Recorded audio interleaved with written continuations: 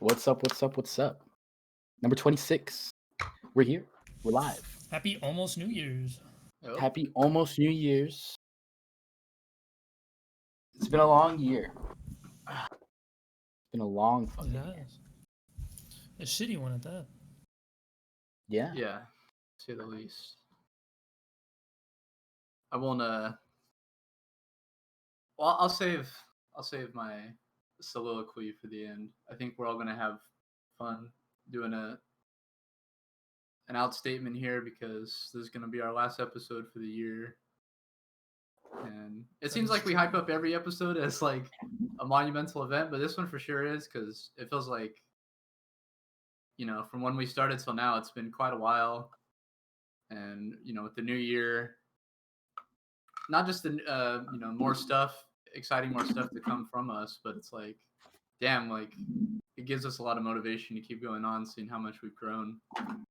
Yeah. Not only that, it's just there's never really a point, I think, where I've like kind of felt like down or like wanting to quit this because there's just it's so cool to just like there's so much going on to talk about, and it's just researching shit, finding articles is for the show and being able to come and like talk not only with you guys, you guys are like my best friends, but being able to talk to a community that we're all cultivating is super cool.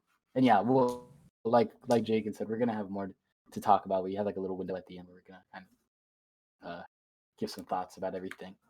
But yeah, super cool. Sure. And yeah, so be sure to stick around. Please. So we got a good one. It's kind of it's a big one. It's bigger than the last couple, but it's gonna be a fun show. A lot of interesting stuff. And hope you guys are ready for it all. Hell yeah. Yeah. Does anyone have any like comments before I kick it off, or no? All right. No, Let's do it. Alrighty. Let's bust. Alrighty. Open up Lettuce. this Guardian article, and I didn't hear about this till actually my girlfriend told me, which shows you how much we hear about world news here in the States. But it says here, Argentina legalizes abortion in landmark moment for women's rights. Country becomes only the third in South America to permit elective abortions. Argentina has become the largest Latin American country to legalize abortion after its Senate approved the historic law change by 38 votes in favor to 29 against, with one abstention. Elated pro-choice campaigners who had been keeping vigil outside Buenos Aires' neoclassical congressional palace erupted in celebration as the result was announced just after 4 a.m. on Wednesday. Women screamed with delight, sweeping their friends into tight hugs and jumping in ecstasy. Many wept tears of joy. Victory music kicked in and green smoke filled the air. A triumphant message flashed up on a big screen above the joyful crowd. We did it said. Es ley. It's law. I'm very emotional, said 25-year-old Melanie Marcotti, who was among the celebrators. She says, quote, there are no words to describe what your body feels after fighting for something for so long. I cried a lot, which I wasn't expecting. The campaigner, Ingrid Beck, said, quote, the struggle for women's rights is always arduous, and this time we have even had to contend with a pandemic. So I am overjoyed with this result.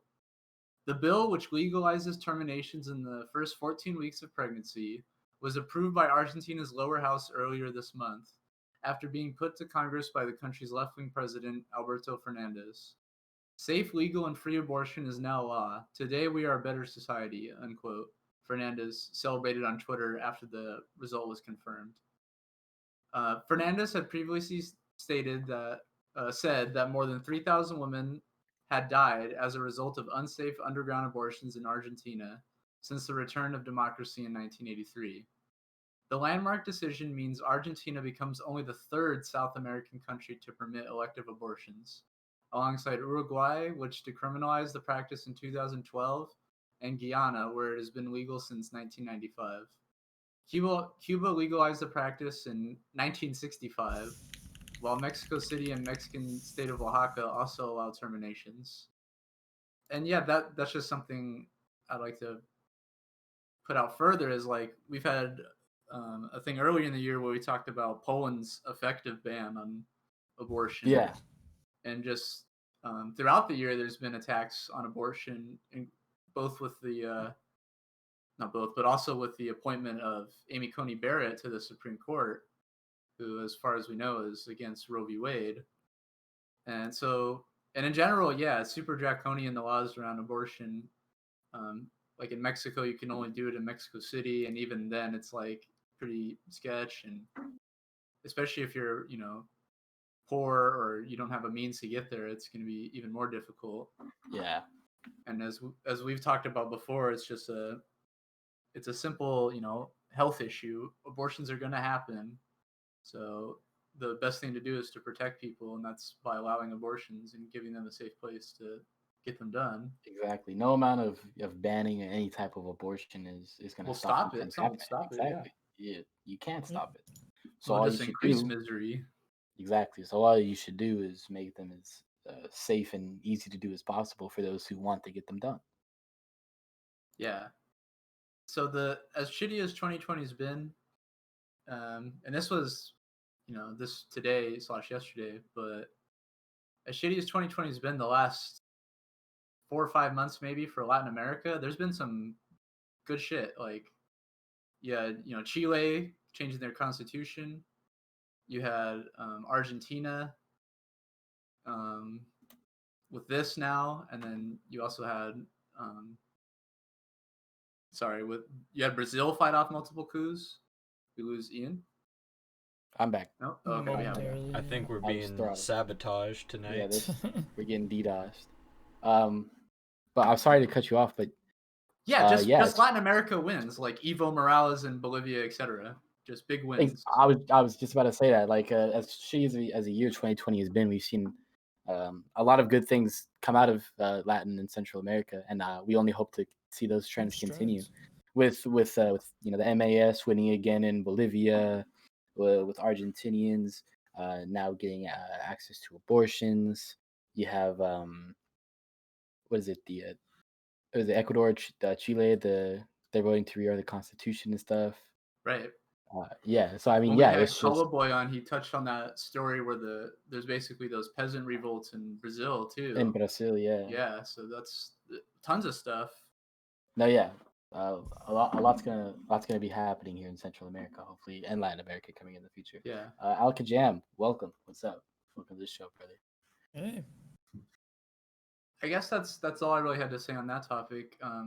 Solidarity with the people of Argentina that have fought for this. Of course, like anything, any change, it always comes from the bottom up. A huge of change. working Of people course, working it always, their ass off. It always comes from the mass mobilization. Yeah, any real change. Exactly. Yeah, it cuts off any sketchy ways of doing abortion, because like Eian said, it's gonna get done no matter what. Somebody's gonna, if you want an abortion and it's not legalized, they're gonna do it no matter what, and it's good to do it in a safe way than not, you know. Absolutely. Exactly. Yeah, we're as a society, we should be way moved past, you know, banning abortion, because yeah, everyone has a right to archaic to their own body. It's their body. It's her. Yeah. Absolutely. Can we open up this Twitter post here, and I'll just kind of briefly touch on this, since that was, you know, happy stuff about Latin America. We should do some not so good news. And kind of the promo for this episode on our Instagram, I did the Lula speech that I'm sure we're all fans of. His Roses speech, very famous. Look it up. But part of that speech was because that speech happened because he was being arrested on shit charges for corruption, known as the Lava Jato case. Charges which he fought off and completely were dismissed by the courts, and now he's free. They were just used to put him under house arrest, basically, and stage a soft coup so that leaders like Bolsonaro and others in the right could take over in Brazil. But this post here, it says, Lula is in Cuba with sociologist Rosa Angela da Silva, participating in a new democracy documentary on imperialism by Oliver Stone. Leaked Telegram messages show Lava Jato prosecutors repeatedly met with a group of 16 FBI agents during Lula's political imprisonment. And the reason why I wanted to bring this up and touch on it is because it just further proves that those charges are bogus, and they were just a soft coup because, as they're saying, they were straight up collaborating with the FBI, you know, in order to do this fake corruption charges. So I'm excited to see that documentary too. If that comes out, maybe we can get some clips or something. Oliver Stone has put out some good work too. I would look at some of his past work. Depends on how it's released. We could even do that fucking like the whole the watch party shit. Oh, yeah. There's a bunch. Because if they put it on Prime Video, we can do a watch party here on Twitch. That was really fun. On Prime Video though, they'll do the thing like Avatar where they just change an entire scene. And they don't tell us. In this scene, it's just Lula like torturing people instead of the FBI torturing people. Something super off topic, but I think it was when TBS bought Family Guy. There's this old Family Guy episode where there's a 9/11 joke. Like it's the one where they go back in time and Brian the dog he tells this guy because he's hitting on his girlfriend. He's like, meet me at the top of the World Trade Center like right before like the first tower got hit. He's like at this exact time on the top of the first World Trade or the West Tower. He's like, all right, I'll be there, buddy, and they just cut it out completely. Well, it's just funny all the people that act like China and all their mass censoring they do. They're the only country that do it. Meanwhile, Amazon and Bezos they're like completely rewriting history in movies, basically. You watch a movie and you're like, wait, I remember this scene. How was that not in there? Like that's the party was always they were never in the party. They were in the party. Some fucking Orwellian shit. Yeah. People always been over with Eurasia. Yeah, it's nuts. No, they just made it politically correct. That's all they did. Yeah. It's the thing like the Mandela effect or something. Like you saw. How did that? They're basically doing them. Well, the Mandela effect is you perceive something that never was. But this is literally something that was. Like the opposite. Yeah. It starts to mindfuck you like you thinking there's a Mandela effect. Pablo, what's up? Welcome. What's good, Pablo? Good to see all of our viewers out. And aside from this one, before we move to the next thing too, we didn't have a piece on it, but just an update on Ghislaine Maxwell for those who are interested. The last thing we covered on her is she was being tortured, basically, where they wake her up every 15 minutes, walk her around and shit, flash light into her eyes, etc. Now they've denied her bail, any kind of bail, and they've also the courts tried to get them to basically change her cell conditions and all that, and they were like, nope, we're just gonna. So very interesting. Guessing they don't want her to say anything. Oh yeah. So. Well, they're using the most effective methods to get the information out of her. Yeah, they're using torture methods. They're zapping her. If they're not getting information, they're at least making her just a hollow shell to where there's, once they release her, there's gonna be nothing left. Yeah. To where perhaps maybe no one else will be able to get information out of her. Exactly. I think that's the real goal, if anything. If she ever gets out, So let's move on from this, and I guess this whole opening bit is some good news in Latin America, and then here's some bad news. And everyone's favorite piece of shit, Juan Guaido, fake Venezuelan president. This is from the Gray Zone, a trusted resource we always use. Go ahead and read here. It says, Washington's favorite Venezuelan opposition leader exposes links to Colombian death squads and narco networks. While the U.S. government and media glorify Leopoldo Lopez as a new MLK, the Venezuelan opposition leader collaborates with Colombia's narco-affiliated death squad, sponsoring former President Alvaro Uribe and his protege Ivan Duque. According to Western corporate media outlets and human rights groups, Venezuela's far-right opposition leader, Leopoldo Lopez, is a hallowed saint.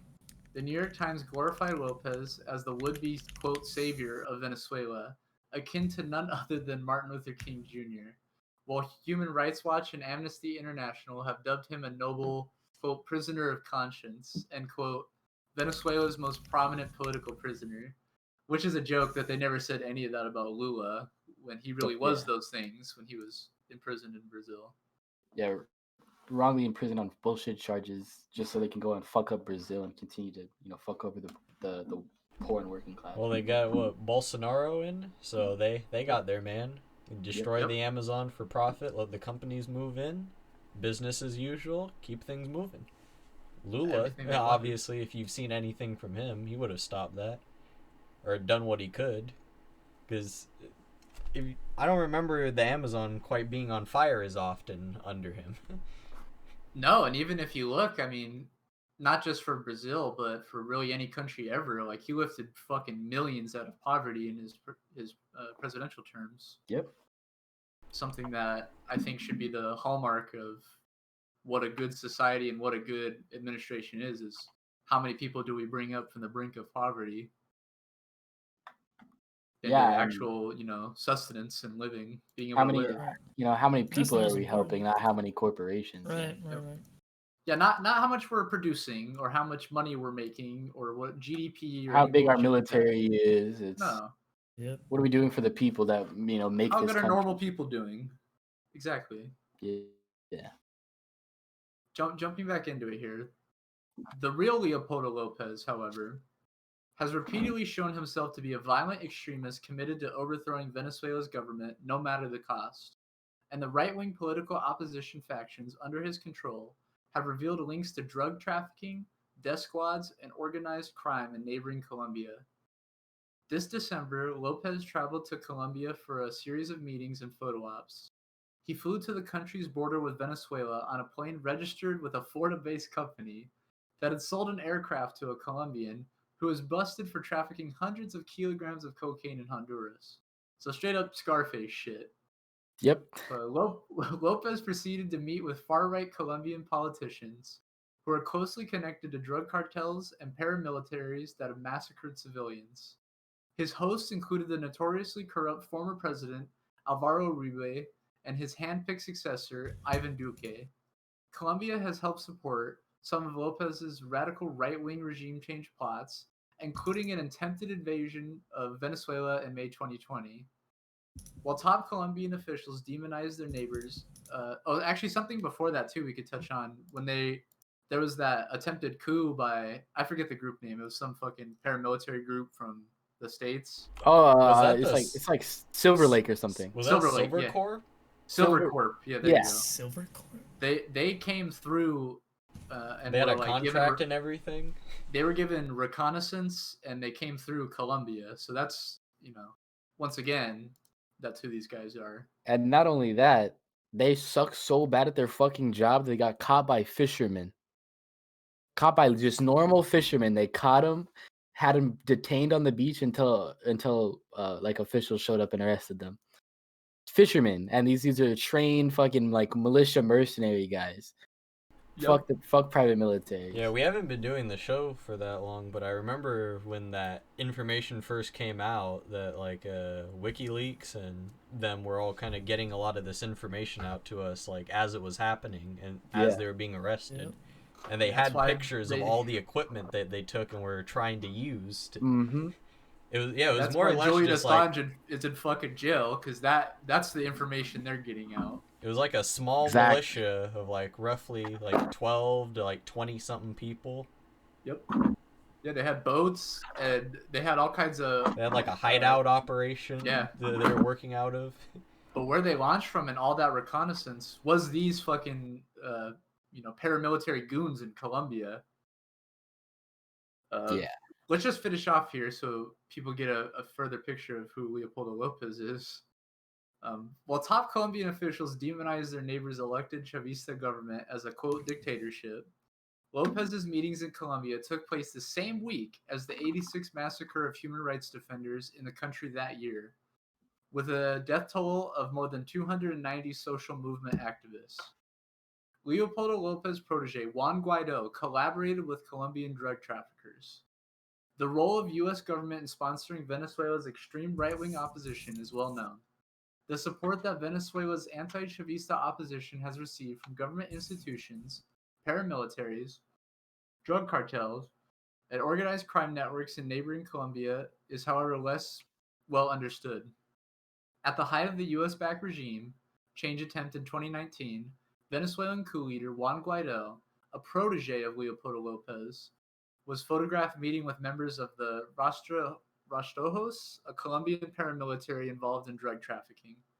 The Rastrojos have been responsible for massacres of civilians, political assassinations, drug trafficking, weapons dealing, and kidnappings. The paramilitary group is linked to former Colombian President Alvaro Uribe, who met with Leopoldo Lopez in December 2020. Photos from February 2019 showed Guaido posing with two leaders of the paramilitary group, Alberto Lobo Quinetero, known as El Broder, and John Jairo Duran, known as El Menor.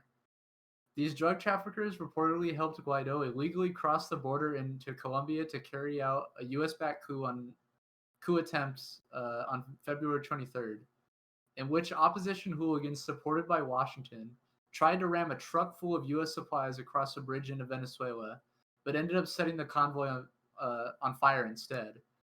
And that's something, once again, was before our show, but something that they tried to paint as like they were giving humanitarian aid to people in Venezuela. Yep, and it was just they were fucking like there was like tanks on the borders and shit.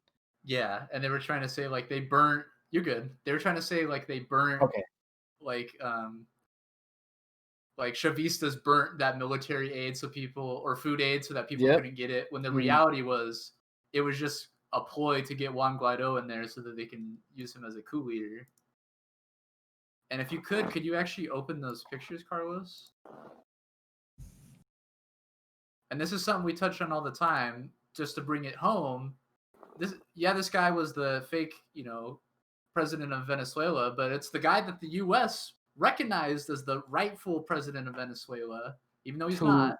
And we took him to the fucking the State of the Union speech, and they declared him that, and Nancy Pelosi and Trump and everyone clapped together in unison. I was just about to bring that up, and that's also that was the same time when we talked about this before. I brought this up before at this exact moment, but this is at the same time, right before they all stood and applaud for Juan Guaido. Nancy Pelosi did that thing where she ripped up Donald Trump's speech and like made this big woohoo statement about Trump bad, Democrat good. But they all stood in unity for their real goal, which is continuing American imperialism. Definitely a defining moment if you're paying attention and are, because it has everything in there. And if you're kind of just getting what maybe you don't remember that so often, and you're kind of curious, just go look it up. I think this is actually looks good for Juan Guaido. It looks like he's out there meeting the people of his country. It looks like he's meeting like normal people. Yeah, because usually you see Guaido, most pictures with him are like with elite light-skinned diplomats in Venezuela. Having all of Washington applaud him. Yeah, exactly. It's the dude. Wait, it's the dude in the black. In the hat, right? Yeah. Yes, those other two guys, as it said, are paramilitaries from Colombia that are basically right-wing, paramilitary fascists. And he's just, chilling, taking a bro selfie with him. Oh yeah, dudes rock. Yeah, Juan Guaido, looks like I look like I think I could fucking beat the shit out of Juan Guaido. Oh yeah, he looks so fucking unbuilt. It's crazy. Oh yeah. It looks like a meet and greet. It looks like a meet and greet, but it's just murderers. Yeah, just fucking psychos. Well, he does come from George Washington University. So we educated him right here in America. Wow.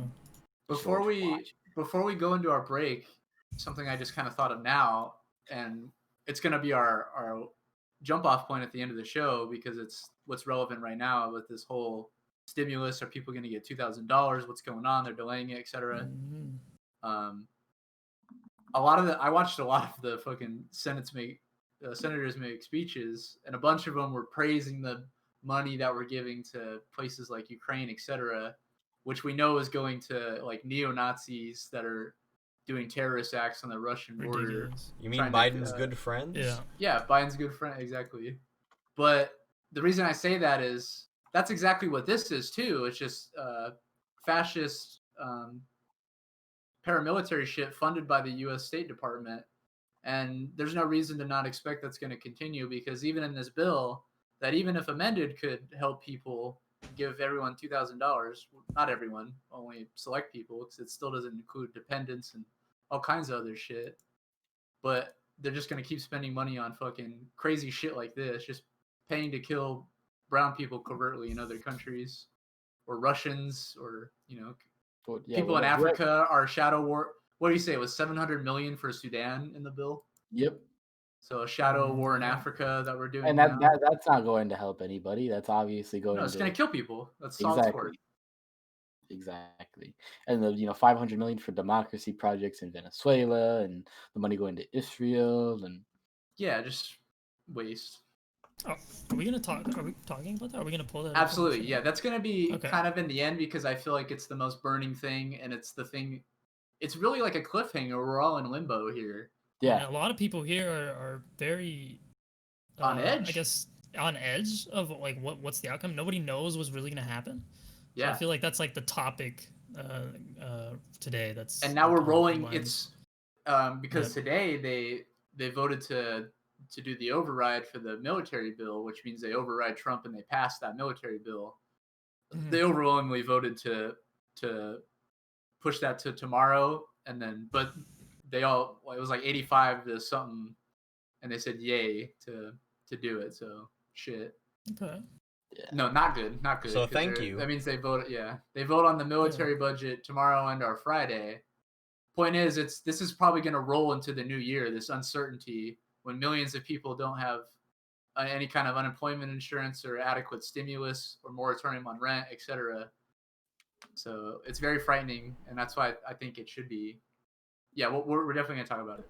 Well, we have to give the military their spending, because it's not like they could continue their operation without it or anything. Yeah, that's how they the way they talked on the Senate floor was to them $2,000 for normal people is the most unnecessary thing, and the passing of the military budget is it's sanctimonious. You have to. It's basically the Bible. It's sacrimony. Yeah. No, that's quite like I don't know if you guys saw when I was live tweeting the other day. The CNN was on the break room, and they have fucking Rick Santorum and some other Republican dipshit on, just spewing bullshit. The host jumping in to attack the left, bullshit, and then Rick Santorum's, nobody, $2,000. It's not what we need right now. It's not what people want. But then when they talk about the National Defense Act, like exactly 60 years, we passed it every year. We can't not pass it in the year. Same breath, he's talking about how he was saying, look at what this is going to do for military families. Is his whole reason for the military budget increase. 60 years, military-industrial complex stranglehold. How can we break it? How could we possibly defy that? It's fucking disgusting. How could we not say to the military one time that, hey, no, why don't you take a little less money? Why don't we stop invading everyone while we're letting our people die en masse? No, we're gonna keep invading people while we let our people die en masse. That's what they're gonna choose to do. That's the priorities of Washington. Evil. Yep. We'll save that for the. Let's move into our break, because we have quite a bit here still. So we're gonna go into our first break. If you're new and you're watching right now, please drop a follow. If you're watching without an account, please create one and drop a follow. It really helps us, and it also, if you follow, you're more likely to come back and watch again. And we always want to build this community. We love you guys. So we're gonna go into this break. We'll be right back after the song. Boop. Sipping on vanilla Sprite. That's the name of this track, man. Yo. I can spit as far as I can flick a cigarette. When forged in adversity, good soul is what a nigga gets. Hoping for a bigger check, but it never comes along. Marcus, where that music at? Bitch, I made 12 songs, but you never listen. So get out my field of vision. So many choices in this life, and music's my decision. I'll go find a pot to piss in. I toss it in the alley. Now that's one for them boys back home, so chalk the tally.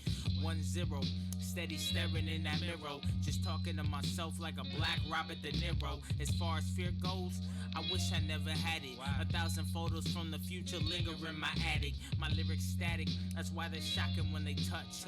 Yeah, I love my city, but the block is not enough. When you locked up in these cuffs that Houdini couldn't leave. Last seconds to the game, I put an ace up on my sleeve. As we continue on this quest of aspiration, and these whack rappers make it and they bastardize the nation. So I changed the station. I'm never trying to hear it, or I'm catching of the same old beats and stale lyrics. What happened to the spirit? It's all coke and bitches. Live your life for the experience, them unspoken riches. I guess you wouldn't get it unless I hadn't said it. Oh, because I'm walking with confidence, now I'm big-headed. Forget it. Never let your talk penetrate my dome. Words leaving you dizzy like it driving forsaken home, mistaken clones. Twins underneath the palm tree, sipping pina coladas, just staring at a calm sea. My bad, I just vacation on my verse, and all I have is patience while I'm waiting on that hearse. Or maybe something worse, but who knows what comes first? The death or dishonor, it's the samurai's curse.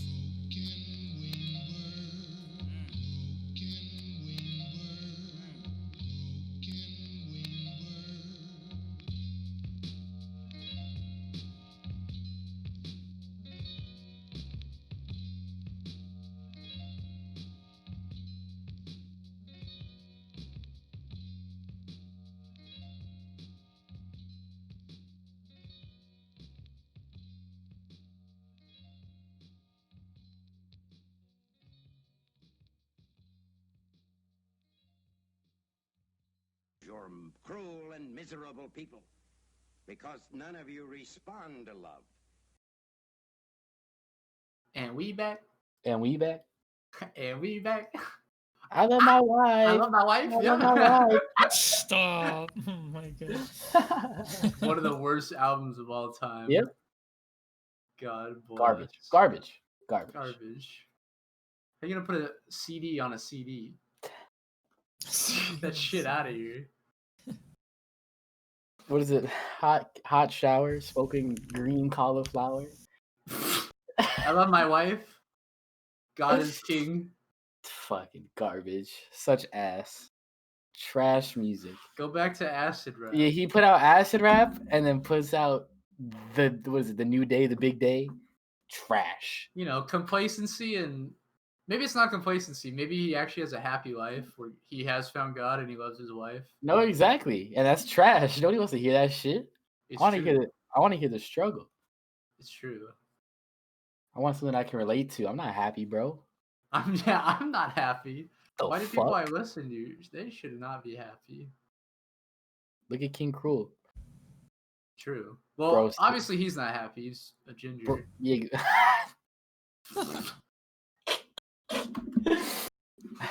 It's the truth. It's very true. So for those who weren't here, or maybe want a refresher, I think the first half for sure was our kind of take on. We always have a take on Latin America, and this is kind of what it is now. Some good stuff on abortion, etc. But not good as far as military and all kinds of coups still and stuff. And We're still not good. fighting. We're still fighting in Venezuela and Brazil. Absolutely. And now we have stuff more home that is just as horrific. Yes. So let's get right into that. Actually. Let's do it. So we have this NPR piece. Fuck NPR, but I just kind of want to use it as a talking point. So we have here from NPR as the headline reads. If you can, oh, there we go. Justice Department declines to prosecute Colombian officers in the death of Tamir Reyes. That is fucking disgusting. Very obviously disgusting, and it shows how stupid and racist our criminal justice system is. And I will go ahead and can read a little bit, and then we can open it up and talk about it. The U.S. Department of Justice will not charge any of the officers involved in the fatal shooting of Tamir Reyes, a black 12-year-old boy who was killed by police in Cleveland 2014. The department has closed the investigation. Sorry, continuing on. The Justice Department announced it found insufficient evidence when a child was blatantly murdered for having a toy gun in a country that is, or specifically a state that's open carry. So what does that what's that say about the whole open carry argument before I continue on the thing? It's like you have this idea that everybody should have a gun, everybody should open carry. Look what happened. A black child had a toy gun in an open carry state and was murdered just for having a gun and being black. And obviously the gun was fake, but he died because he was black. And so that really throws the whole idea out of the window because, even let's say just for a second that was a good idea, which is not. Let's say it was a good idea. You still haven't moved past the whole racism in our system, so that's not going to fix anything. All it's going to do is just lead to more black death, more brown death, and obviously it's going to lead to nothing but negatives. More And unaccountability. It's only going to get to a point where people start shooting back, and more people are going to die. It's going to be more death. Yeah. It's really amazing to think that all the animus that has been against black people too, and how much they have turned into, not turned into something like a black version of the Klan or something, or like some black domestic terrorist group. Even the groups that the establishment claims is radical and out of line, like the Black Panthers, started the fucking first free food lunch program. So exactly, the idea that there's some kind of like black equivalent to the KKK is ridiculous. That does sound pretty radical, giving people food. For free. Yeah. Well, it's just like all the,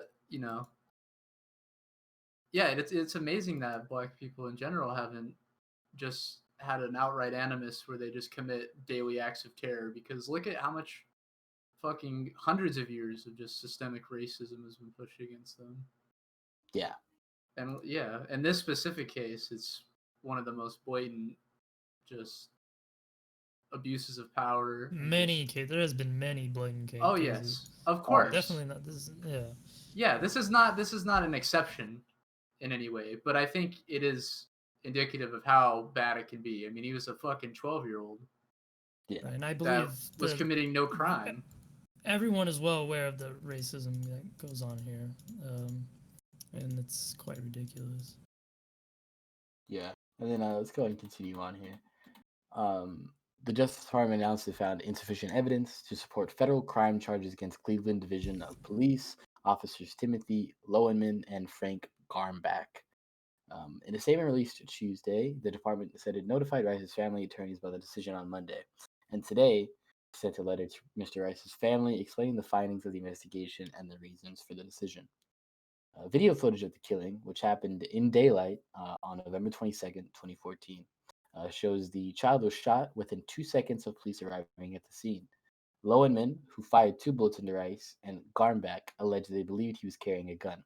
In fact, the boy was playing with a toy air pellet gun near a playground at a city recreation center. The officers were responding to a 911 call during which the caller said there's a man, probably a juvenile, pointing a gun, probably fake, at peoples on the playground. However, the dispatcher failed to relay the responding officers to the fact the subject of the call was likely a child with a toy. Rice died early the next morning at a Cleveland hospital. So yeah, I mean, everything. Caller literally said that the gun was probably fake, and probably not just ignored that. And not only that, we have everything. Like everything's laid out in front of you. Police officers showed up on a sketchy call. Not all the information was given, and within 2 seconds of entering the scene, being where they could see Tamir Rice, they opened fire and killed him. No investigation, no put your hands up, nothing. Within 2 seconds of the situation happening, he was shot and he died in the next morning at a hospital. It's an execution. Exactly. No other way to slice it. I kind of want to know who the caller was as well. It's an execution, and it's an execution in broad daylight, and yeah, like I said, all the evidence is right there. But sadly, due to our racist and disgusting criminal justice system, these guys will never face the punishment for the crimes they committed by killing a child. Taking away a life that was just starting. Well, look at the small slaps on the wrist they've given to some of the recent explosions in police violence with, I think it was like Derek Chauvin or something, the guy that killed George Floyd. I don't think he really got much time. And then, I don't really know the details. He got out on bail. Yeah, and then you have the Breonna Taylor case where the only charge was property damage, essentially. not the Yep. murder of someone Went on- in bed. Went on battery or That one was something. really dumb. Yeah. So, but even with all those new cases in the recent memory where there's little slaps on the wrist. Look at these just binder of old cases from the last 10, 20, even 30, 40 years. We see some of these cases where people, maybe it's not an outright shooting, but there's like, it's absolutely systemic racism when someone's locked up for a crime they didn't commit when they were 18 or 19, and now they're 50 or 60 years old, and they're finally acquitted, and they're found that none of those charges were true. Yep. Like 100%. that happens every day, and just we have a backlog of things that we can't just ameliorate by punishing individual cases of police officers. It's even though that is what needs to happen, it's system reform, because that's the only thing that can change it. It's not working on the individuals. It's looking at where these individuals are coming from, addressing that problem. The culture we create in policing, the purpose of police, the where the money goes in policing, the privatization of prisons, etc. Mm-hmm. The capitalistic system, how it creates and animates violence between police and the populace. People don't like police officers. Do people think of police officers as serving their community most of the time? No. Because that's not their purpose, and that's not the way the culture's been created.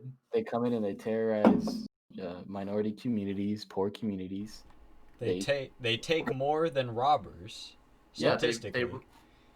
They do. They take way more in civil asset forfeiture. They take more than robbers do with robbery. Our own city and county budgets, they fucking sap over. I mean, I can't remember what it was, but Oxnard PD's budget is something. It's in the millions of dollars. It's like, why the fuck? Why? Yeah, our military budget is huge. No, our police for the police here. Police. Sorry, military. It's crazy. It's ridiculous. It's like They can be treated as a plus military. $1 million. Yeah, it is. I mean, they're armed and they're occupying, if anything. Well, do you have any idea how hard it is to control a society? Yeah, I mean, and yeah, like on a serious note, like they don't do anything for this community. Nobody looks at a police officer and is like, oh, hey, cool. It's oh shit, cop. Oh shit, cop. It's never, and especially like the city we live in. Nobody's got love for the fucking police here. And more So most of the time, I have more respect for someone cutting the grass. Absolutely. Exactly, and yeah, they're just thugs that not only steal from us, they arrest us, they put us in prisons to be exploited for labor, to be literal slaves, because it's in the Constitution. Slavery is abolished except for a form of punishment. If you're arrested, you can be totally used for slave labor, and that's the truth. Even the punishment part is because that's the cruel and unusual punishment. But you can that's all interpretable because we fucking waterboard people. Mm-hmm. But since they're not considered citizens or even human beings by the U.S. State Department, that doesn't apply to them. Yeah, exactly. Well, that's where you get states' rights. They can treat them however they choose. We can torture however we want. Yeah. I want my states' rights, brother. Just so, I mean, of all the ones in recent memory, Tamir Reyes is a name that does hit home for a lot of people. Black and other people too. People that just generally have hate for the police and realize that this shit's broken in this country. Like, he's one of the many names and one of the big ones that it's just a horrible injustice. Exactly, and it's in the way he was murdered. It's such a situation that's it's so normal. Like just playing at a park and you have a little airsoft gun. One of the most normal things you do as a little kid, and he got murdered for it. And that only, especially in communities like ours, that only makes you think about that could happen to your kid, which only continues to grow hatred for police because you don't want that to happen to your fucking kid. I wouldn't wish that upon anybody. I've heard many cases of police shooting people with no matter their skin color, just of people playing or kids even playing with airsoft guns, Nerf guns even. That doesn't make this case any less significant. I mean, this is still an ongoing issue that needs to be addressed. And the way that it was handled was poor. It was wrong. Yeah, I mean, it only just, you have situations like this, and in the gun culture that is America, we all gotta have guns. We love our guns, and we need to open carry, full auto MP5s, drum mags, Rush B. yeah, Rush Suka bleed out Rush B. But they want that to exist at the same time. Literal children are getting murdered for little. Think about it. Yeah, for gun. Having open carry. Imagine everybody was open carrying. Imagine how many shootings that would happen from police. Exactly, and what? I can go into a huge thing about this. I love talking about this stuff, but and that's why the CIA is censoring. It doesn't make any sense in the society we exist in, because let's take for example, the gay bar shooting. I'll go on this really quickly. In Florida, the gay bar shooting in Florida. Imagine everybody, or not even everybody. Imagine like 5 or 6 dudes in there had guns. They're trying to find the shooter with their guns, shooting at the good guys that are trying to find the bad guy. Then police come in. Everybody's got guns. Everybody's shooting at everybody. More people are dying. This idea of this open carry society where the good guys find the bad guys, there's no crime, only good guys have guns, cannot exist in the society we actually exist in. There's no real and material knowledge, or there's nothing like solid about this idea. It's all just this. Hold on, Ian. Do you have a better idea of solving our issues than with a Wild West shootout? I mean, I'm open to these ideas. We need some tombstone shit. Yeah, definitely shouldn't do what other countries do and ban guns or anything. We definitely shouldn't do that. That's ridiculous, crazy, tyrannical government. Even though I have GPS on my phone and social security numbers, but that's tyranny. Well, just to further that argument, though, like even in a local case, if you remember the Borderline shooting, that was the Borderline bar in Thousand Oaks, I believe. There were people there that did open carry, and the police did think they were other people that were shooters. And it created further confusion. All it did was create further confusion. Exactly. Now, that's not to say that there isn't other incidences where sometimes people, sometimes it works. There's like 1 or 2 incidences I remember where someone is open carrying and they actually shoot the guy and it gets less people or something. Yeah, you give a fucking monkey a multiple choice test, is gonna get it right sometimes. Yeah, but definitely, I mean, the wrong answer is pumping more guns into the party over, The obviously insane answer is we need more guns in this situation. Yeah. Or in the specific example Michael was talking about, there's another point I want to make is they do shoot people all the time thinking that they have, toy guns, etc. But specifically for Black people and people of color, just like a lot of things, that's just an object to create an excuse, of course, because it doesn't matter if you have a toy gun or a fucking sandwich in your hand, for God's sakes. They've killed people that are unarmed. It doesn't matter. Kyle Rittenhouse. Yeah. Actually shooting people. Yeah, Kyle Rittenhouse shooting people was done in front of a police with a fucking M4. And funny enough, this was something that I was talking about with Penguin last night on his Instagram Live. This like, you have, no killing is justified. We were talking about that last night. But of all the people, if you're a police officer, you're gonna shoot, don't shoot the Black kid with a toy gun or the guy with a sandwich in his hand. Shoot the guy that just shot up a school or just shot up this or that. No, nobody should die. We should obviously have we should.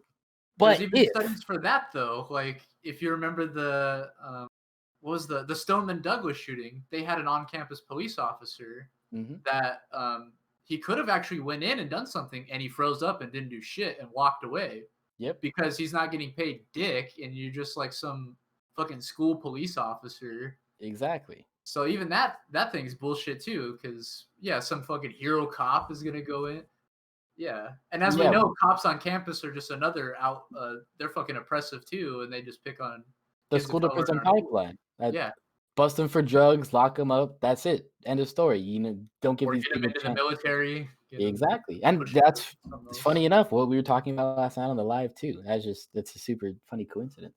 Shout out Penguin. Yeah. Maybe these issues are persistent. Yeah. And it all started because we were talking about Punisher. Punisher's. I watched both the seasons on Netflix. The second season was not good. He was telling me to watch it. Yeah, the first one's watched good. it. I like John Bernthal. He's a good actor.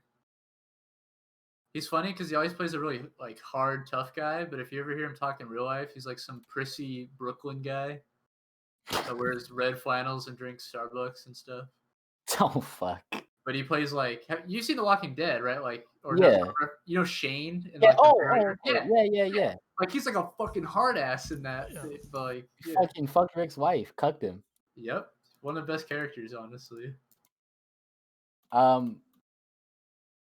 But yeah, rest in peace, Tamir Reyes. Mad injustice in that case. Of course, and let's move on here.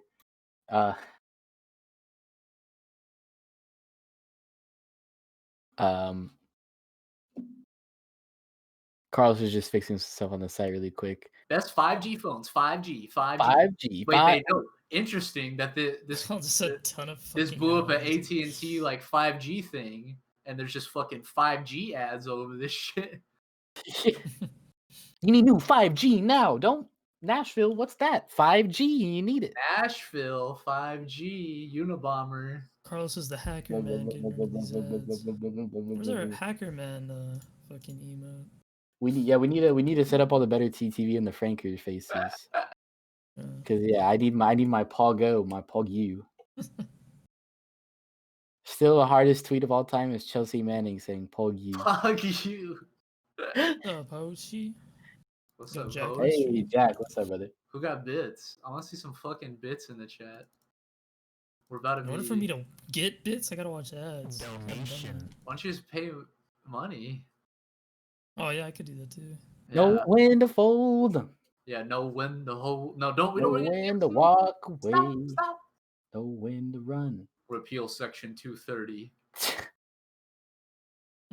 Well, we'll get to talk to that too if anyone's interested. Solidarity with sex workers. Donation.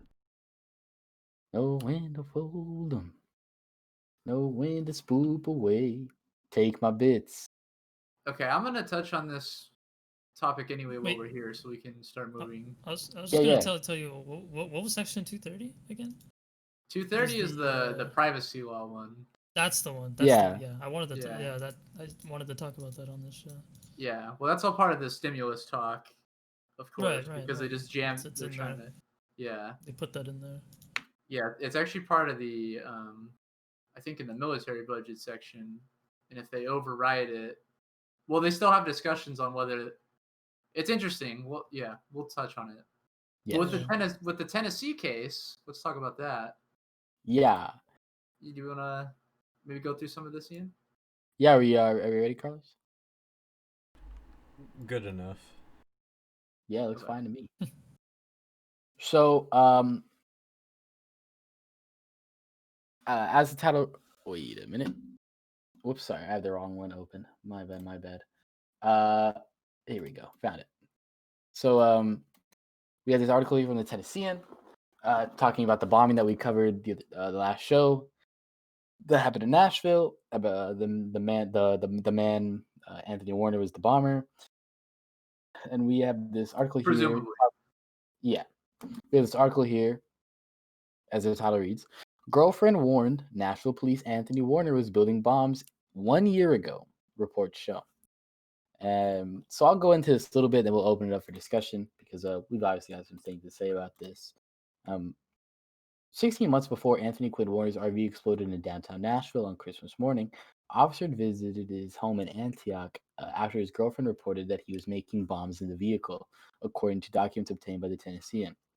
On Friday, 63-year-old Warner blew up a city block, police say, about 6:30 a.m. on 2nd Avenue outside of the AT&T switch facility. The bomb caused massive destruction to 41 downtown buildings and crippled telecommunications systems throughout the southeast over the weekend. In the aftermath, the Tennessee Bureau of Investigation said Warner was not on our radar prior to the bombing, but a Metro Nashville Police Department report from August of 2019, more than a year ago, shows that local and federal authorities were aware of alleged threats that he made. Nashville Police Chief defends officers who responded to 2019 tip about the bomber. No actions appear to have been taken to stop Warner, a slender 5'8", 135-pound man who died in the explosion, which injured 3 others. On August 21st, 2019, the girlfriend told Nashville Police that Warner was building bombs in the RV trailer at his residence. The MNPD report states Nashville Police then forwarded the information to the FBI. Officers were called to the home of Warner's girlfriend, roughly a mile and a half from Warner, who lived at 115 Bakertown Road. Police were called by the woman's attorney, Raymond Throckmorton III. That's a fucking crazy last name. That's Bill Clinton's real name. Who was concerned about comments she had made. When they arrived, they found her sitting on the porch with 2 unloaded guns nearby. She related that the guns belonged to a Tony Warner and that she did not want them in her house any longer. MNPD spokesman Don Aaron said in a statement to the Tennessean. While at the house, the woman told the police about bomb comments Warner had made. Throckmorton, who served as the woman's attorney, told the officers Warner frequently talks about the military and bomb making, the document said. Warner knows what he is doing and is capable of making a bomb, the attorney said to officers, according to the report. In an interview Tuesday night, Throckmorton told the Tennessean he urged police at the time to look into the woman's claim. He said she feared for her safety, believing Warner may harm her. According to the police report in Throckmorton, the woman was experiencing a mental health crisis at the time.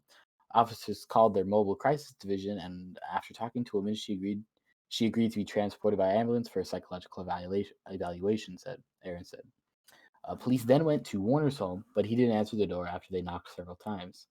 Officers saw his RV behind the house, but the vehicle was fenced off and police were unable to see inside of it, the report said. While there, police noted that there were several security cameras and wires attached to an alarm sign on the front door. The officers notified supervisors and detectives about the incident. There was no evidence of a crime and had no authority to enter his home or fence property, Aaron said of the officers' unsuccessful attempt to make contact with Warner or look inside the RV. The department's hazardous devices unit was given a copy of the report. The next day, Nashville Police sent the report and identifying information about Warner to the FBI to check their database. Aaron said in a statement to the Tennessean. Later that day, Aaron said the FBI reported back that they checked their holdings and found no records on Warner at all.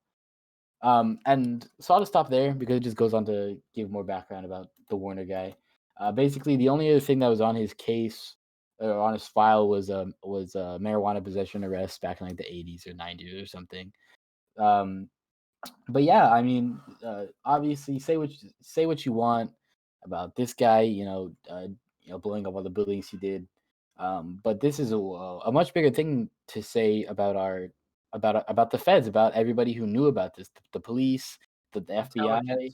Exactly, they knew over a year prior that this guy had made threats about building bombs and was capable to build bombs. And by what the girlfriend was saying about having the guns out on the yard, like obviously this man had weapons and knew how to make bombs. He was very capable of doing whatever, whenever, and they just swept it under the rug. Who fucking cares? And look what happened. Their lack of attentiveness with something that could possibly have been way more serious than what it is now. It caused this, I think whatever way you cut it too. If you if you're a person that tends to go conspiracy brain, what I kind of mean by that is like whether you think, okay, yeah, maybe it's indicative of the intelligence community being shit and not noticing anything. Okay, that could be true. If you cut it that way, that means it sucks. You need to reform it. Or okay, what about in the case of, if you're conspiracy, you're like, oh, okay, maybe the FBI has something to do with this guy, or the intelligence community has something to do with this guy, and somehow he's some like collaborator with the deep state or anything like that. Even if that is true, the same thing is true. It's cut differently, but the reality is, hey, the intelligence communities, whatever we're doing with them now, the structure of them, it doesn't work. It's a waste of money. It's stupid. And or you could say like they wanted this guy to do something. They wanted this guy to. Like, no, but yeah, what you're saying, Jake, is so true. Like, no matter what way you cut cut it, it all leads back to the same point of we need to seriously change and reform our intelligence agencies and how we conduct it. And we'll say what you were gonna say. Do you think people get too invested? Maybe that's not the right way to say it, but like in every time one of these events happens, whether it be a bombing or a massive shoot, we haven't had a whole lot now since we've been in quarantine. Most of these things kind of happen, but shootings, all kinds of stuff. Do you think with conspiratorial thinking, like do you think that's detrimental to people, that people always go to that, or that's what these things always turn into? Like each event after the other is like, it seems like it's only remains in the memory of people as like, oh, well, this possibility could have happened, or I've made my own conclusions about the Vegas shooting, etc. Yeah, 9/11, things like. Yeah. No, I don't know, but to say that, I get that.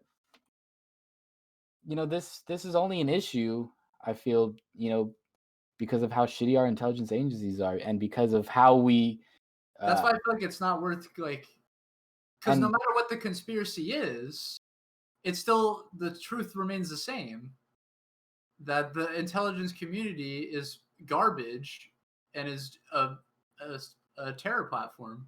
Yeah, and I think a bigger. You just said the word terror. I think the bigger thing that fucks with people's heads more than anything isn't conspiracies, because it's such like a minority community.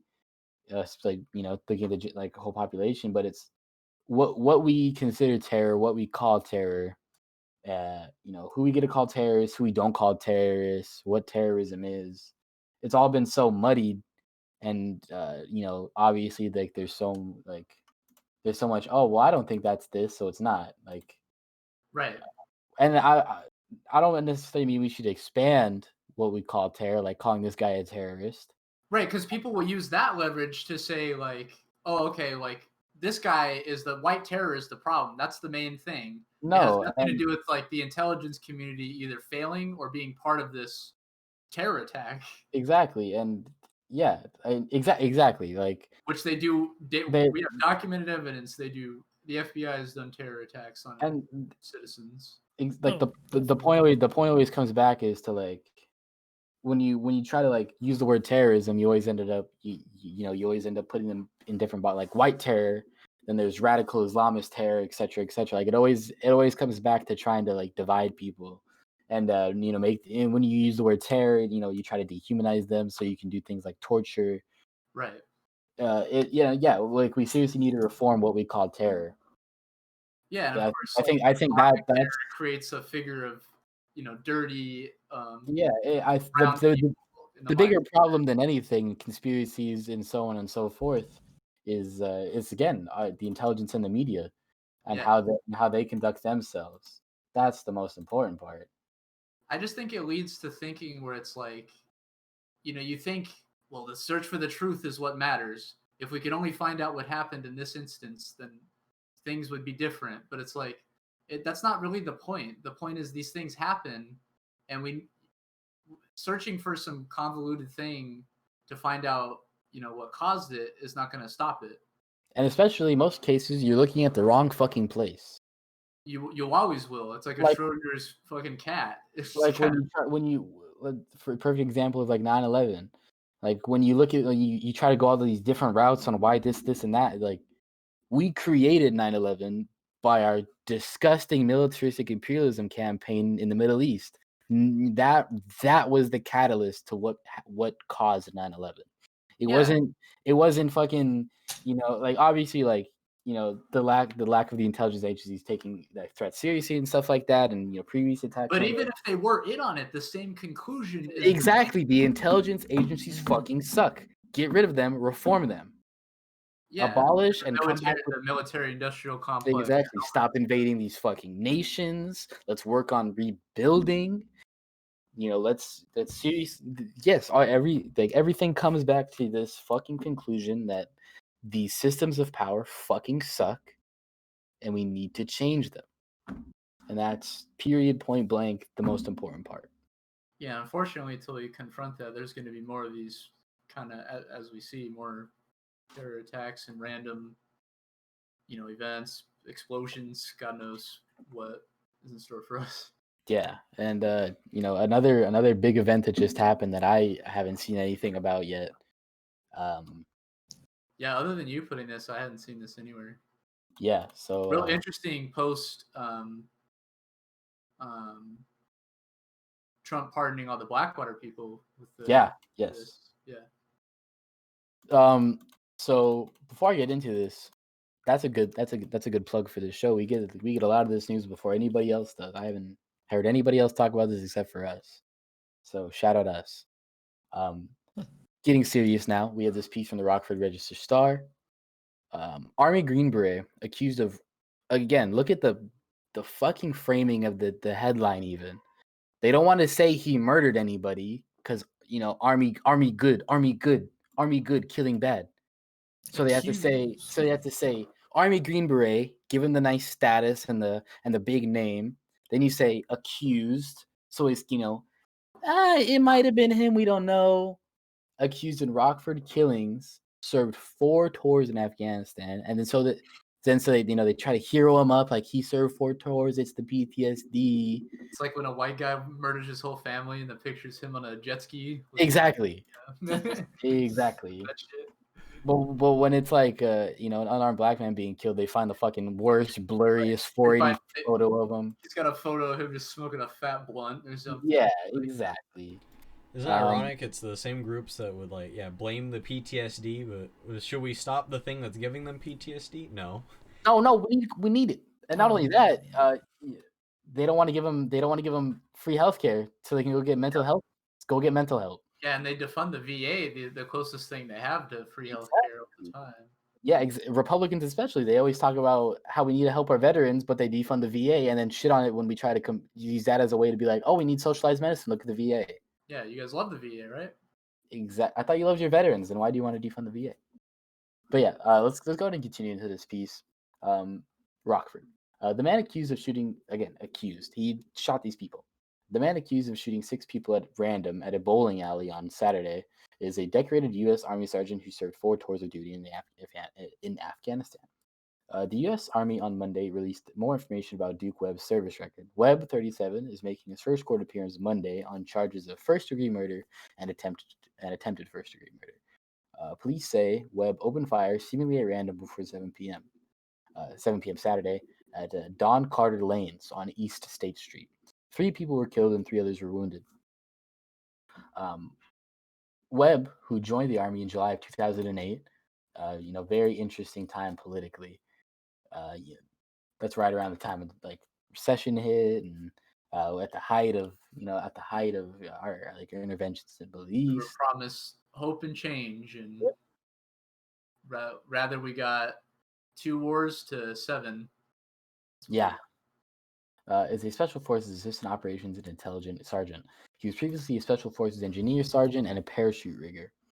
He was deployed to Afghanistan 4 times, from August 2009 to December 2009, October 2013 to April 2014, October 2014 to April 2015, and January 2020 to July 2020. So he even did a tour during the pandemic, which is probably another crazy thing. And also, he was in Afghanistan 4 times. He had this snap here in the States and shot 3 and injured, or killed 3 and injured 3. Imagine what he was doing over there. Imagine the unhinged fucking shit like those Blackwater guys they got. Exactly. Imagine what you guys are just roaming. Imagine what he was involved in. Yeah. And then the alleged actions, again, this really shitty writing of articles really pisses me off. It's like we don't know whether he did this or not yet. Exactly. It's still up in the air. It's debatable. The actions of Sergeant First Class Duke Webb are abhorrent and are absolutely non-representatives of the Special Forces Regiment. The United States Army does not kill people.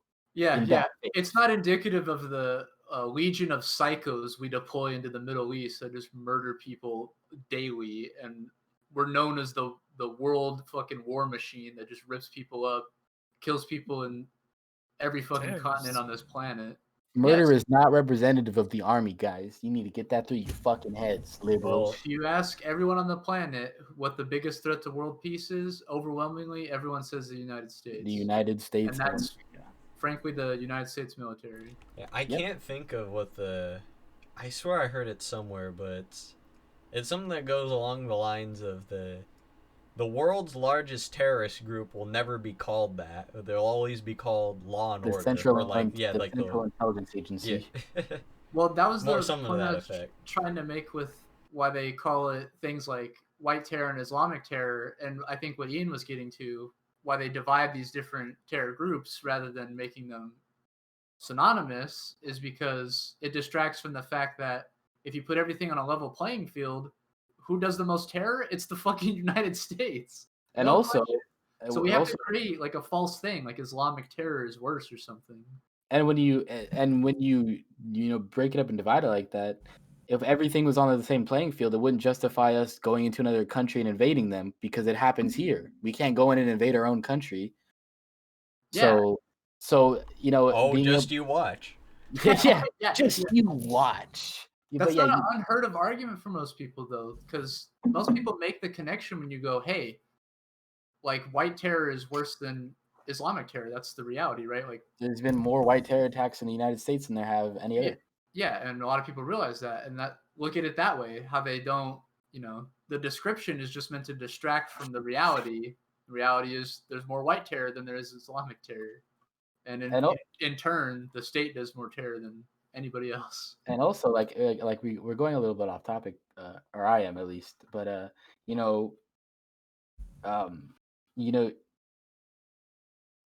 fuck. But I'm trying to put together what I want to say here. But we are not we, but like Republicans and conservatives, they try to justify fucked up crime statistics like the 1350 number, which paint the Black Americans as fucking they committing half the crimes, etc. That bullshit statistic. And other things like that, just to try to justify the over policing of Black and brown communities, cutting of welfare. Exactly. And if we want to play that same exact game, the majority of pedophiles are white males, majority of school shooters are white males, majority of rapists are white males. So if we apply your same exact shitty logic to these other types of crime, we should over police white communities and not Black communities and brown communities. We should over police white communities. Eian, it's okay to commit more crimes proportionally if you're the majority race. Yeah, except for once. Because then you can't keep track of it as easily, and then you can just overcommit as much as you want. And then it'll just always be used as the excuse, oh, we're just the majority. Obviously, it'll be more. But it's funny, they use it in, like, the reverse, yeah. Yeah, that's something I wanted to bring up briefly. And the rest of the article really just goes into is, like, his whole, like, history. Fuck that guy. Killed three innocent people, 3 more injured, and I haven't seen any updates on how they're doing in the hospital. Hopefully they make a speedy recovery and he didn't take any other people's lives. But yeah, I mean, this is another topic where we shouldn't necessarily expand and call this guy a terrorist. He is obviously a sick, fucked up person that killed people. But even then, he did have a really terrible bout with PTSD, and the person who is responsible for that is the United States government and the United States military. They are responsible. But yeah, like obviously, and just like we already talking, we shouldn't necessarily expand our definition of terrorism, but we need to reform it completely. And we also need to reform our mental health services. For specific examples like this, as well as end all of the disgusting wars that we're in. Yeah, and that's kind of what I want to bring up. And I saw Jacan was trying to say something, and I cut you off, so I'm sorry. No, you're fine. No, you're right. Like, if we think of it as all the things that led up, like Euclidean kind of thing, like all the things from the past or what led up to what happened now, our point, if anyone takes anything, is it's system change that is necessary, and it's the threats of militarism, etc., capitalism, etc., that create these conditions one way or the other. So whatever way you try to cut it, slice it, theorize about it, the the reality is that's the only way you stop these kind of things. Or if when you hear people in government start talking about how people need to have better personal responsibility, imagine if they said it in this context where, no, it doesn't matter what the United States government asks of you to go out and do to another country. It's your personal responsibility to maintain your mental sanity. Right.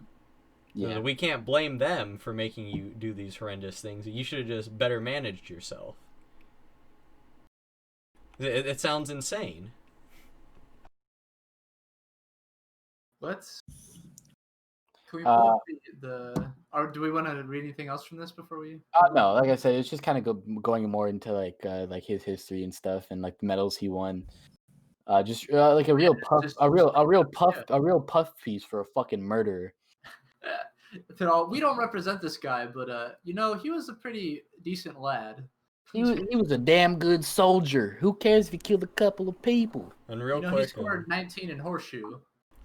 Well, as we like to also point out, even though we'll use like news sources from sites we don't necessarily agree with, at least just to like show you different perspectives on things. But, yeah, I noticed when I was kind of editing out some of the ads there. Sorry, that's why I kind of made them stall for time a little 5G. bit there. But I noticed that both of those two sites that we just looked at, even though they were supposedly local outlets, they were basically just USA Today. And I realized from the website formatting, it's the same as our local paper as well. Yeah, like all those like local sites have like this like copy paste. And it's all just USA Today. Yeah. Yeah, it's all just funneled up. So if you're wondering whose perspective you're getting. Yep. Yeah, even down to your local paper, just corporate news. Yeah, and that's the I guess the shitty part about like our local news. Our local news, we have pretty much the VC Star, and like was it the fucking like the but camera? We have cool groups that are trying to make Oh, exactly. But doing their design. Yeah, but what I wanted to say was it kind of sucks having such as Cola Boy, as somebody we've had on the show as a guest, as he put it. You have this bourgeoisie press that doesn't represent what's really going on in Oxnard, and I was looking at local pieces to cover, but like it's a lot of coverage is really drowned out because they'll only talk about certain things and they'll paint things in really bad faith from this weird like pro-business anti-worker perspective. Yeah, and that's why I was gonna say that's where people like Oxnard Revolutionary Student Group, Oxrev Study, that's our Revolutionary Student News. Sorry, that's where they, as well as people like us and other small local independent media outlets, you really have an opportunity, especially in this city and places similar. Like we're tired of the fucking VC Star. We know that they put out a bunch of bullshit, and they don't cover what's like actually happening. And that like people like Oxford Study, like and the student news, they're really here, trying to talk about what's affecting the real working class of Oxnard, and it's super cool to see. And I only hope as the new year comes that we can continue to strengthen worker and class consciousness here in Oxnard.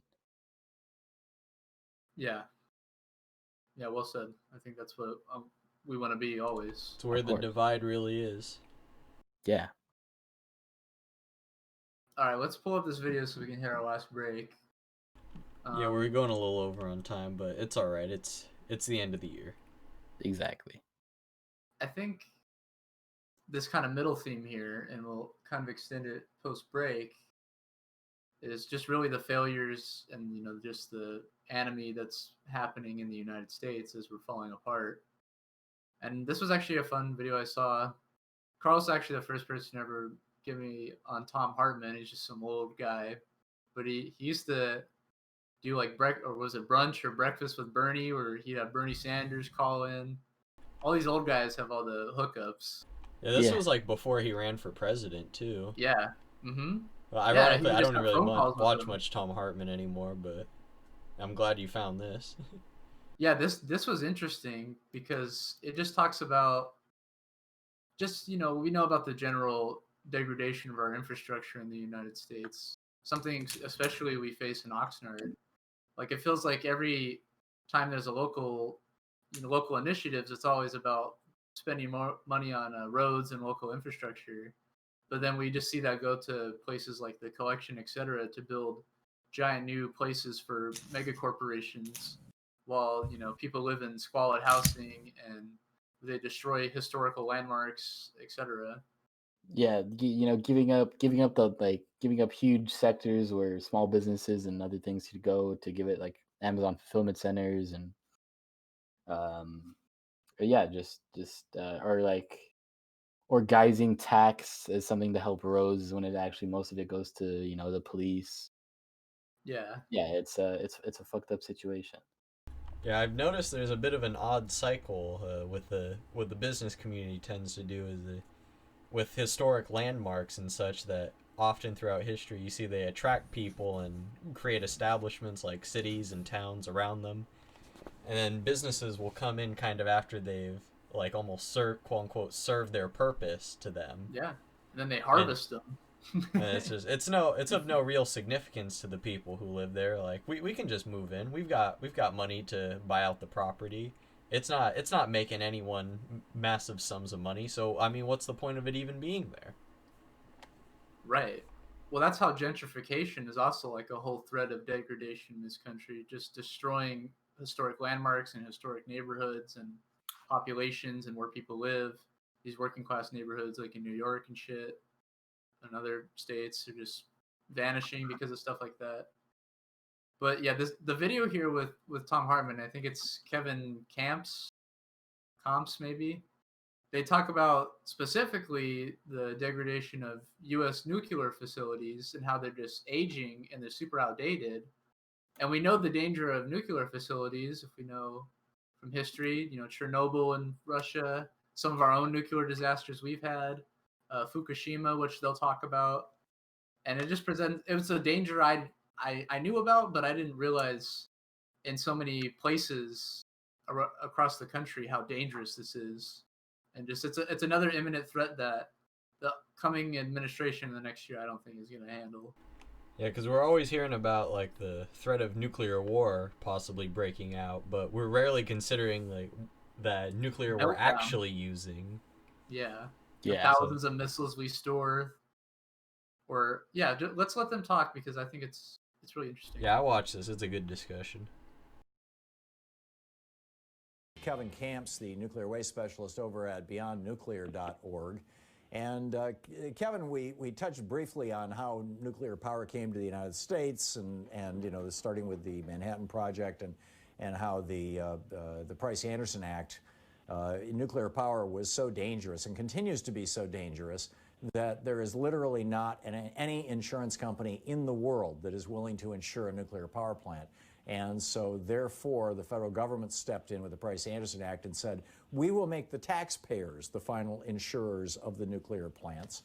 So what are we getting for our money here? How many nuclear plants do we have in the United States? How many of them are the same designs as the one at Fukushima? That was taken out by a tsunami. Do we have to worry about that kind of thing here? Where are we at right now? What's the state of nuclear power in the United States? I think of the 129 reactors that were built in this country, full-scale commercial reactors, there are still 94 operating at this time. So that means the difference have been permanently shut down, thankfully.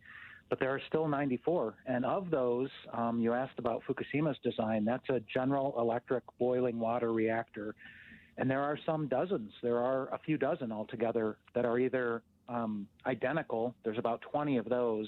And then there's another 10 or so that are very similar in design. So that's about 30 of these Fukushima-style reactors here in the United States. They are located on the seacoasts. They are located on the Great Lakes. And yes, they are vulnerable to natural disasters, whether it be a tsunami, an earthquake, but also to tornadoes, to hurricanes. They're vulnerable to terrorist attack. They're vulnerable to accidents. I mean, 3 Mile Island, a different design, pressurized water reactor, had a meltdown because of a combination of design flaws and operator errors. And we have two-thirds of our reactors in this country are pressurized water reactors. So there's tremendous potential for disasters. It's getting worse because the reactors are now dangerously age-degraded.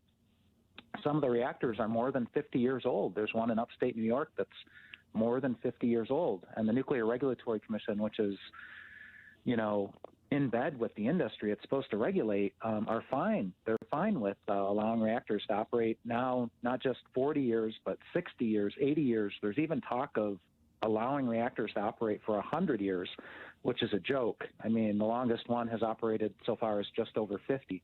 But they're actually considering allowing licensing to go out to 100 years. Well, why is that problematic? I mean, I'm living in a house that's 50 years old, roughly. It's still here. What is it about a nuclear reactor that age limits it? Well, it's very extreme conditions and physical forces. It's the temperature. Reactors operate at something like 600 degrees Fahrenheit. There's tremendous radiation fields, gamma radiation, neutron radiation. Just one example, I'm speaking to you from my hometown of Kalamazoo, Michigan, and just 35 miles to the west of here is the Palisades atomic reactor that's approaching 50 years in age. And it happens to be the worst embrittled reactor pressure vessel in the United States. So this 8-inch thick steel that comprises the reactor pressure vessel and the nuclear fuel and the nuclear reaction is inside of that has been bathed with neutron radiation for 50 years. And it's now full of microscopic holes, essentially. It's like Swiss cheese because the neutron. Just keep in mind, he's explaining like this crazy, nuclear meltdown reaction possibility. He said it's in fucking Kalamazoo. Like these places they're just dotted throughout random places in the country. We just have a nuclear meltdown in fuck dick Ohio. And what the fuck is Kalamazoo? Because they're fucking everywhere. It's crazy. That's in Michigan. Yeah, Kalamazoo, Michigan, but it's like. Yeah, and they even said it like they're on the seacoast and like along the lakes and stuff. So those are crazy, dangerous places too. Millions of people get water from. Oh, I know this. Food, etc. This is right. This is just down. This is down the coast from fucking Gary, Indiana, right next to Ann Arbor and Detroit, Grand Rapids, like Chicago, Indiana, like parts of Indiana, all kinds of stuff. If one of these melts down. If it melts down in Kalamazoo, it fucks like 4 states. And imagine what that does to the water and where that water goes to other cities. Well, if you think about the context of this, where if like one of these meltdowns happened during like a climate disaster, like say something like really bad winds, like a tornado or a hurricane, that kind of what that damage would do to the environment with the natural disaster spreading it. Yes. If you remember Fukushima, and when we were younger, there was fucking dead fish and shit showing up here in California after because of the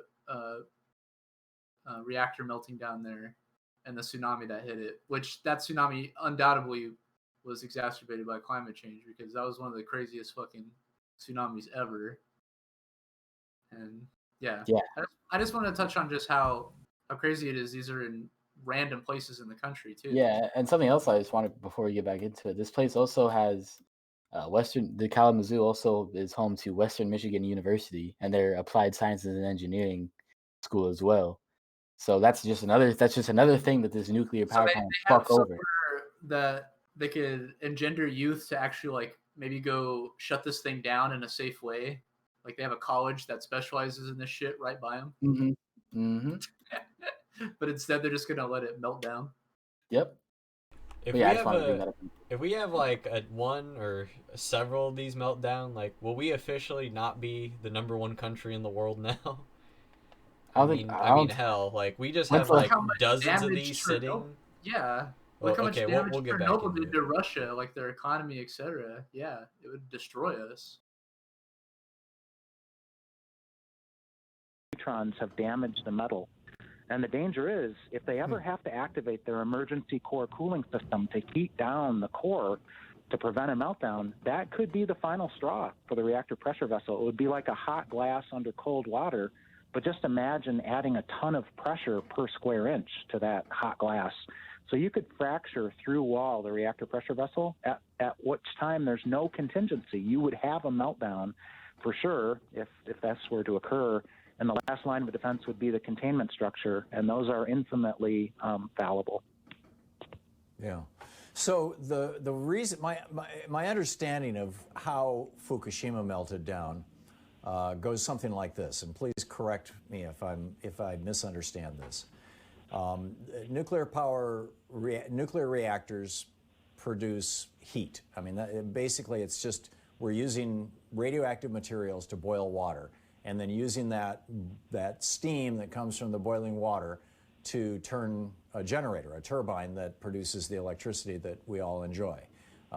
First of all, I have that part right? We don't take radiation and convert it into electricity. We take the byproduct of radiation is heat, and the heat is turned into steam, and the steam spins the reactors, right? Right. Okay, so then there's this waste heat that has to be dispensed with, that has to be gotten rid of. And in the event of a crisis, in order to stop the nuclear reaction, to stop the production of heat, there's a whole set of carbon rods that get lowered down into the core that basically block pieces of the radioactive material from each other, so they can't interact with each other in a way that produces that fission and produces that heat. And am I right so far on that? Right. You interrupt the chain reaction and shut the reaction down. Right. Okay.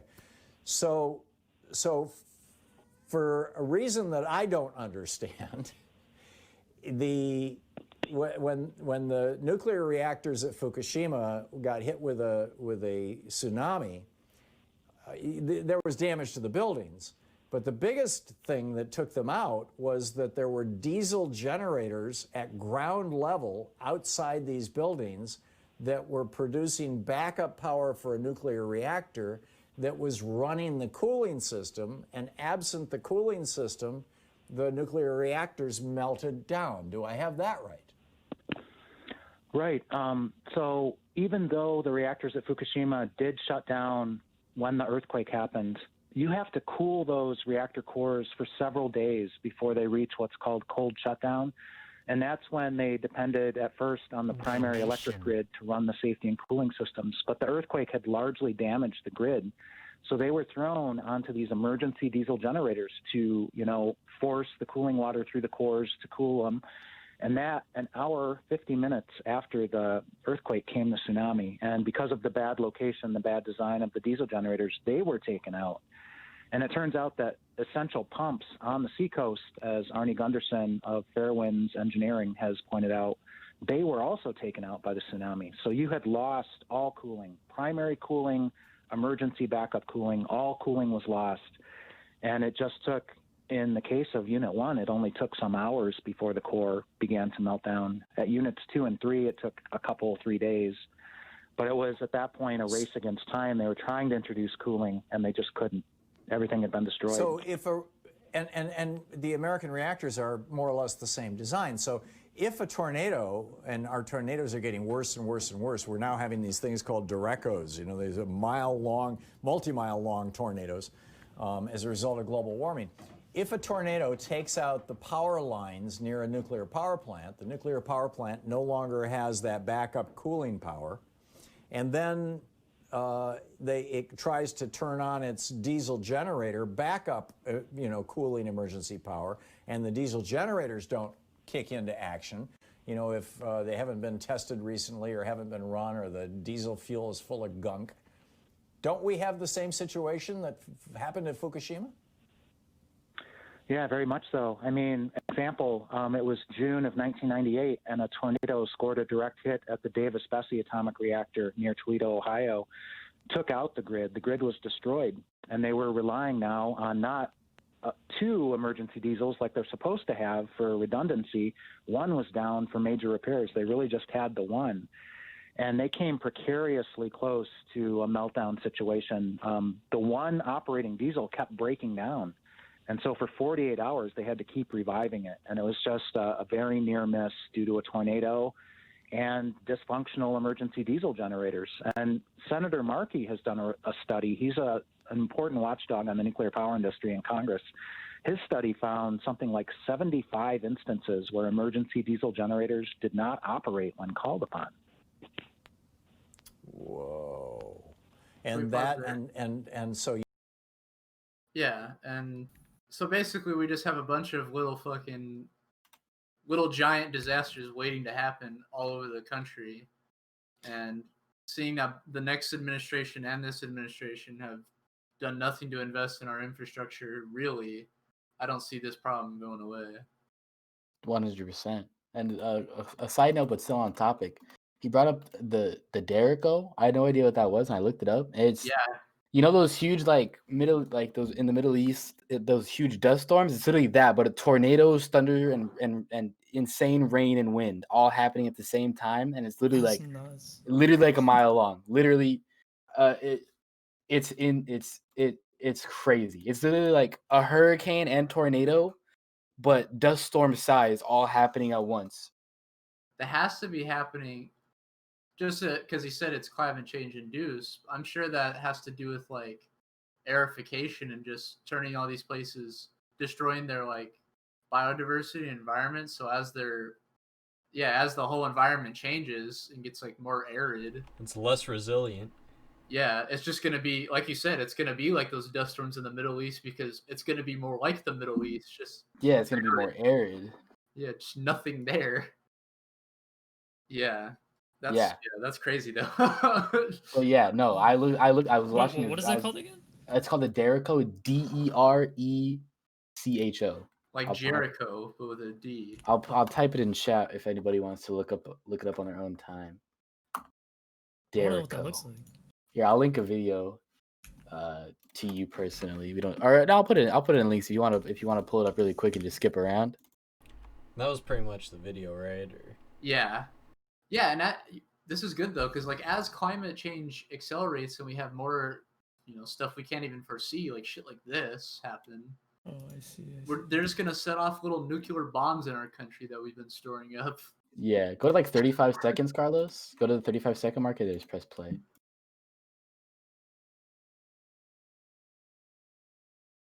Oh no! In the video I just put in links. Oh, what? The DERECHO video. Yeah, sorry. All good. Yeah, it's nuts.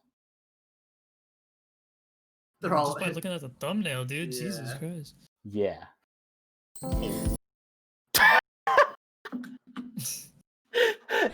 Bro, what the? What are these YouTube ads? Wait, why is my ad block turned off? Wait, this is an app. This is a game. Yeah. HeroWars.com/play free now. This dude's getting freaky with his maid in a YouTube ad. This is crazy. Just pause it and wait for the 5 seconds. Or you can do that. There you go. And then just hit 35. Perfect, right there. And so hit play.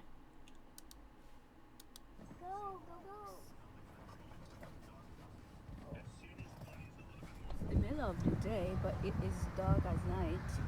Few minutes later.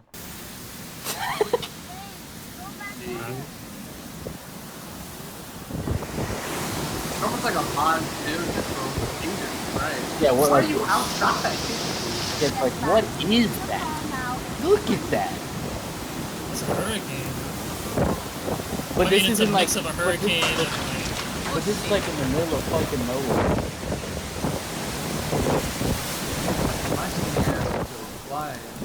Say no facts. I'm not skinny, but I still probably fly a little bit. It's true. Wait a minute. You'd at least flutter. Ah. Hey. Crazy, isn't it, bro? It's quite mad, Carlos said it, not me. Yeah, fuck you, Carlos. What? Alright, do we want to roll into our... Yeah, so, you can... Let's go ahead and go into our last break here. Everybody, thank you for watching so far. We'll be back after this song, and then we will go ahead and get right back to the news. And this is probably I guess the most Pressing pressing matter in the biggest segment. Not in length, but in magnitude and how it affects us personally. So we will be back after this song. Please stick around. Yeah, we'll be right back. Invite your friends and follow too and subscribe. Kiss me. Just kidding. Kiss Michael. Kiss Michael. All right, we'll be right back. Don't put me on the spot like that. We'll be right back.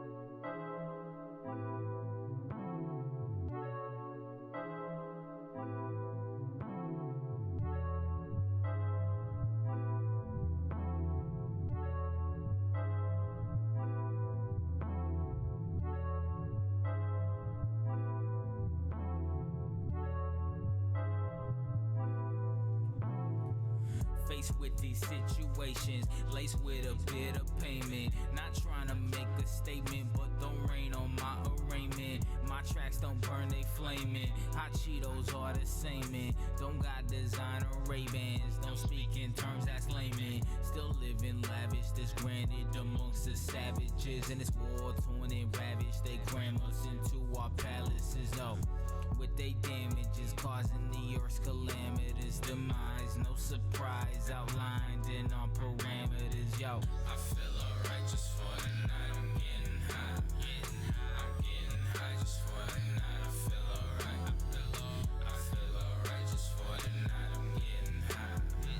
I'm getting high just for the night. I feel alright. Got my trench coat, throw it on my back. Man, the black can't find me cause I covered up my tracks. In fact, they ain't never seen my shit. If you tell them where it is, then I bust. I live with a tongue-tied grip, trying to grasp my words, put the syllables together like you never had her. Man, fuck you, nerd. My words insane.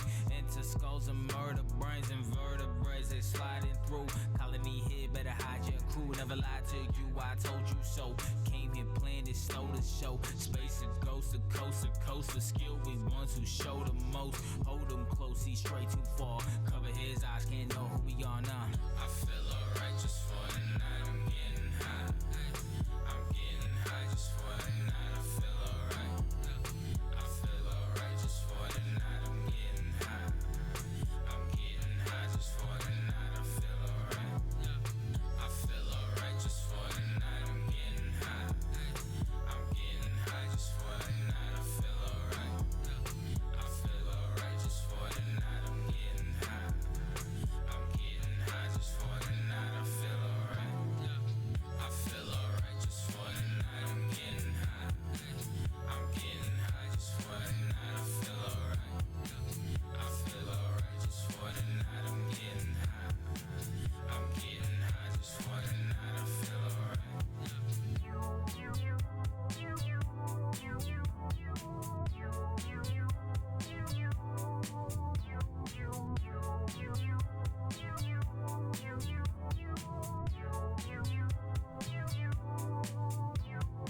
I feel alright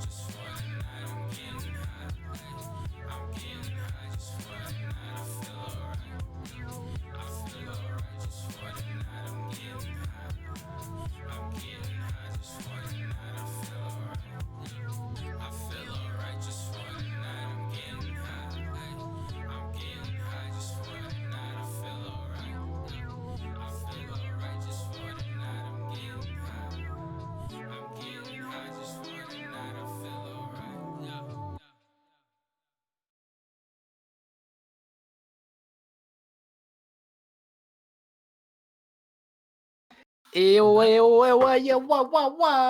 And we back. Baba Booey. It's Baba time. Booey.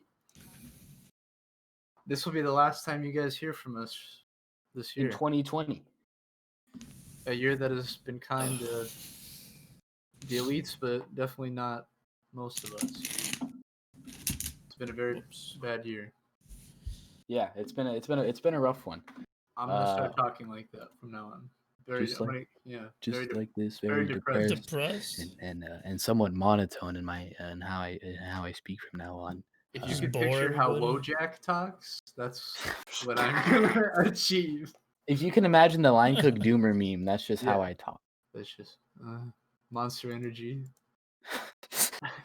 Cigarette. Red Bull, Red Bull. Marlboro Red 100. Actually, I work at Whole Foods, so it's yerba mate, Marlboro Red 100. Superior. Oh yeah, it's way superior. Yerba mates are. Doesn't yerba make you hyper though? It's caffeine. It's like coffee, but it's I've actually I'm Never like had well, Michael can't have yerbas because I can't. yeah. I I'm don't like energy I'm like drinks. I'm like 2 months. I'm 2 months good on no caffeine actually. What Yeah, are I you, cannot Morbid? do caffeine. I mean, I drink almost every night and Who smoke cares? mad weed. Uh-oh. The CIA is Alright, assassinating We're losing, Ian. we're losing Stop. you. You're getting the award for Hold up. excellence in journalism right now. We'll restart you. What a nice still frame image of him. I know. Get your screenshots now, folks. Look like Jay-Z.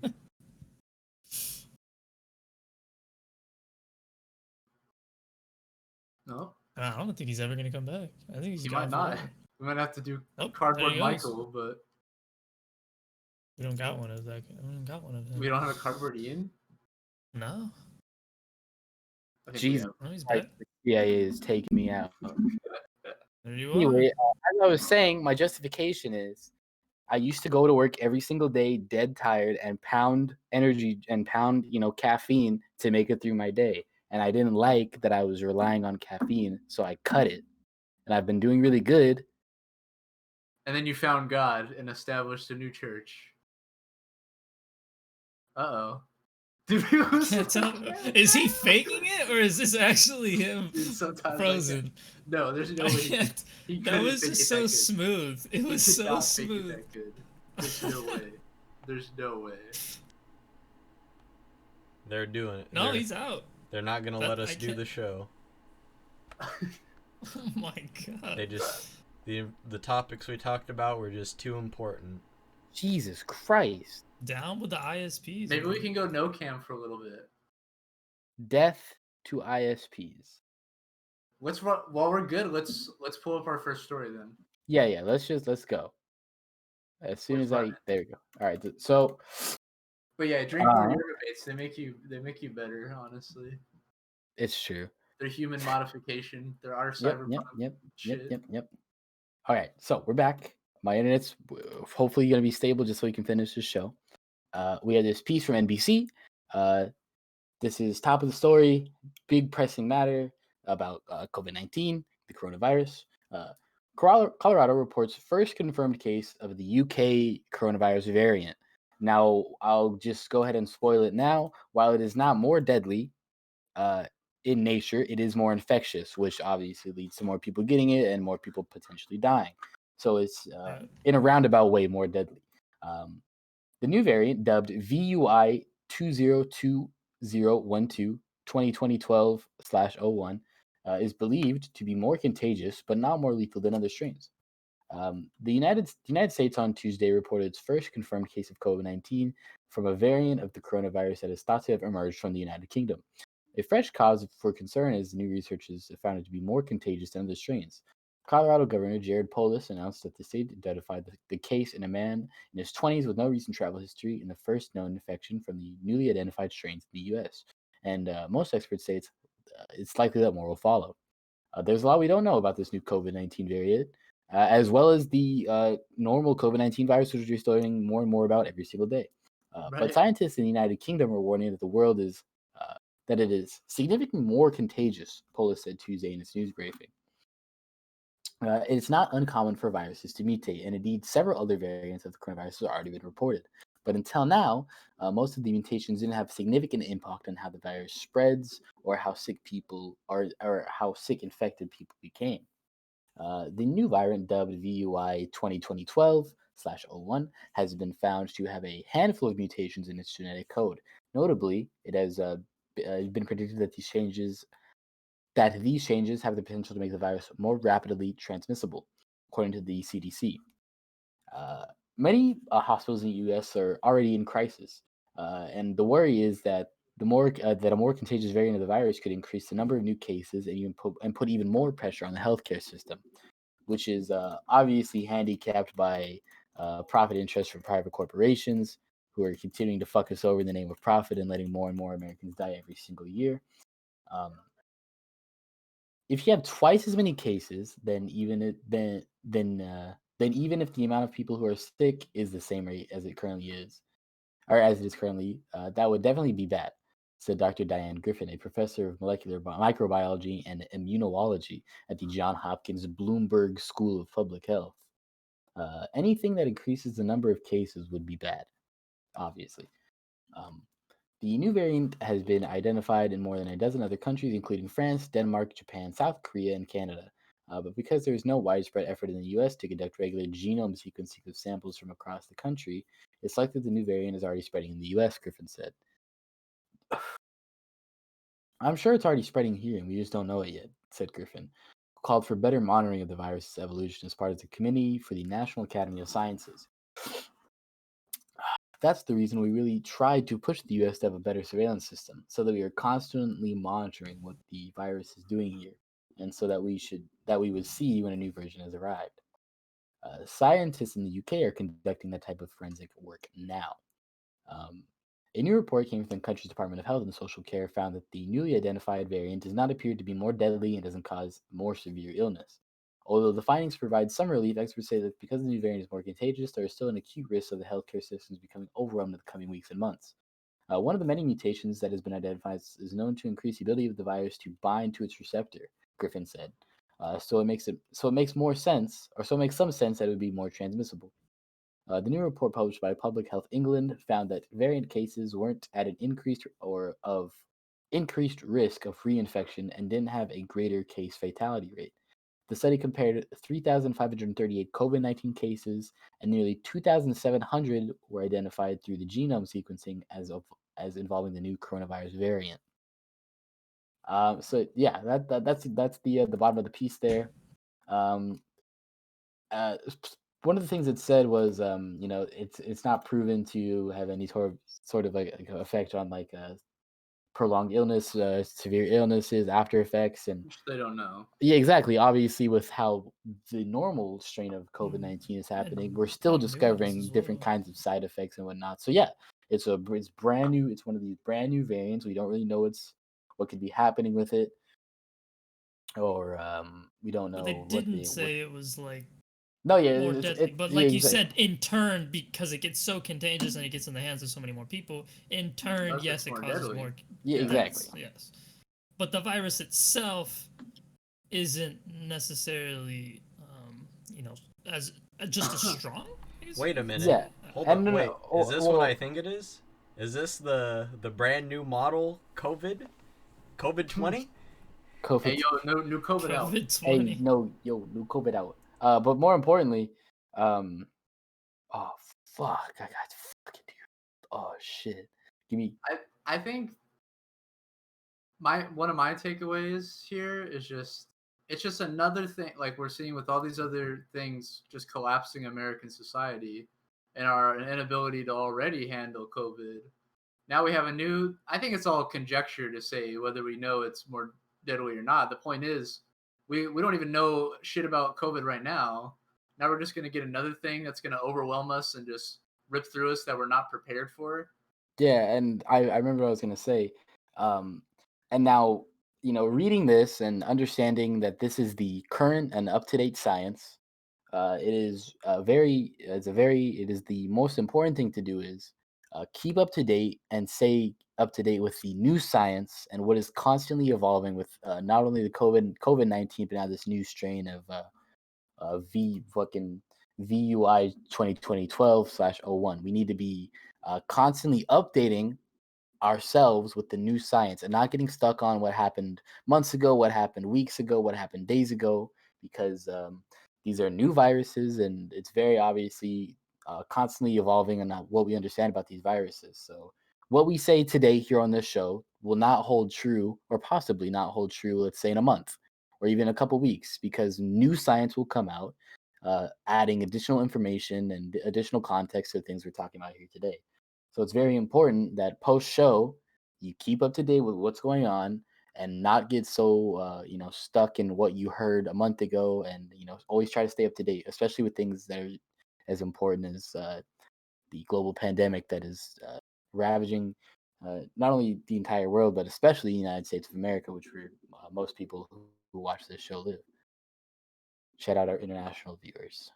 That's important too, because like it's something that doesn't happen enough, and it's one of the biggest reasons the whole fucking COVID conspiracy shit got so out of hand. And you have people like Michael Knowles, who part of the Blaze. He goes on TV and he spews his bullshit about he had the debate with Hassan Piker where he had this paper printed out trying to be all fucking epic and cool and shit like a debate lord from months ago when our science with COVID and masks were completely different. Like you have to constantly be evolving your knowledge and constantly being kept up to date with the science so you don't look like a fucking idiot, because this is a constantly evolving situation. It's not static. I think that's the problem, though. I think really our systems are antithetical to the idea that we can keep up with science, because to be proactive is not always profitable. Oh, of course, and that all ties back to the capitalist system that we exist under every single day. It's not profitable for us to use all of our resources properly and try to really figure out this virus. It's profitable to let people die in the name of more benefits for CEOs and overhead costs and advertisements and et cetera, et cetera, et cetera, et cetera. Like. It's very like obviously you can't build masks and store them for a pandemic, or be proactive for the next virus that hasn't happened, because it's not profitable to do that. Or build or create PPE, and before we even have our hospitals and whatnot in check, go sell to other countries. Like we need to obviously international aid is important, but when that's not the motive, because the whole point is profits. Yeah, and exactly. They want to sell for profit. They don't want to sell to help people. Not only that, like we got to make sure that we can cover our own backs. Absolutely. Yeah, and the reality is, that PPE to other countries wasn't like we weren't helping the impoverished in other countries. No, yeah, that's going to elites. The reality is they helped themselves. They did way better than we did. Maybe it's going to the businesses who employ the very poor people in other countries, and continue to exploit them. So they can continue to pay them less than $1 an hour wages. Yep. Yeah, I just think you're totally right. It is important to be proactive as individuals, of course, to the science, and that's how we enrich ourselves. But also, as part of our project as leftists, we need to challenge the fact that capitalism is either innovative or proactive in any way, because it has no foresight at all. Of course. It plan for the next day, because the next day isn't a profit thought process. It's a thought process it's a human thought process. Like, hey, what's going to happen tomorrow? Am I going to have food on the table tomorrow? Am I going to have a place to live tomorrow? Exactly. That's the reality. That's the reality. People wake up not caring about. I don't fucking care about NASDAQ. I want to know if I can pay my rent and make sure I have a house over my head and I can eat. Well, it's not human to be thinking only in profit.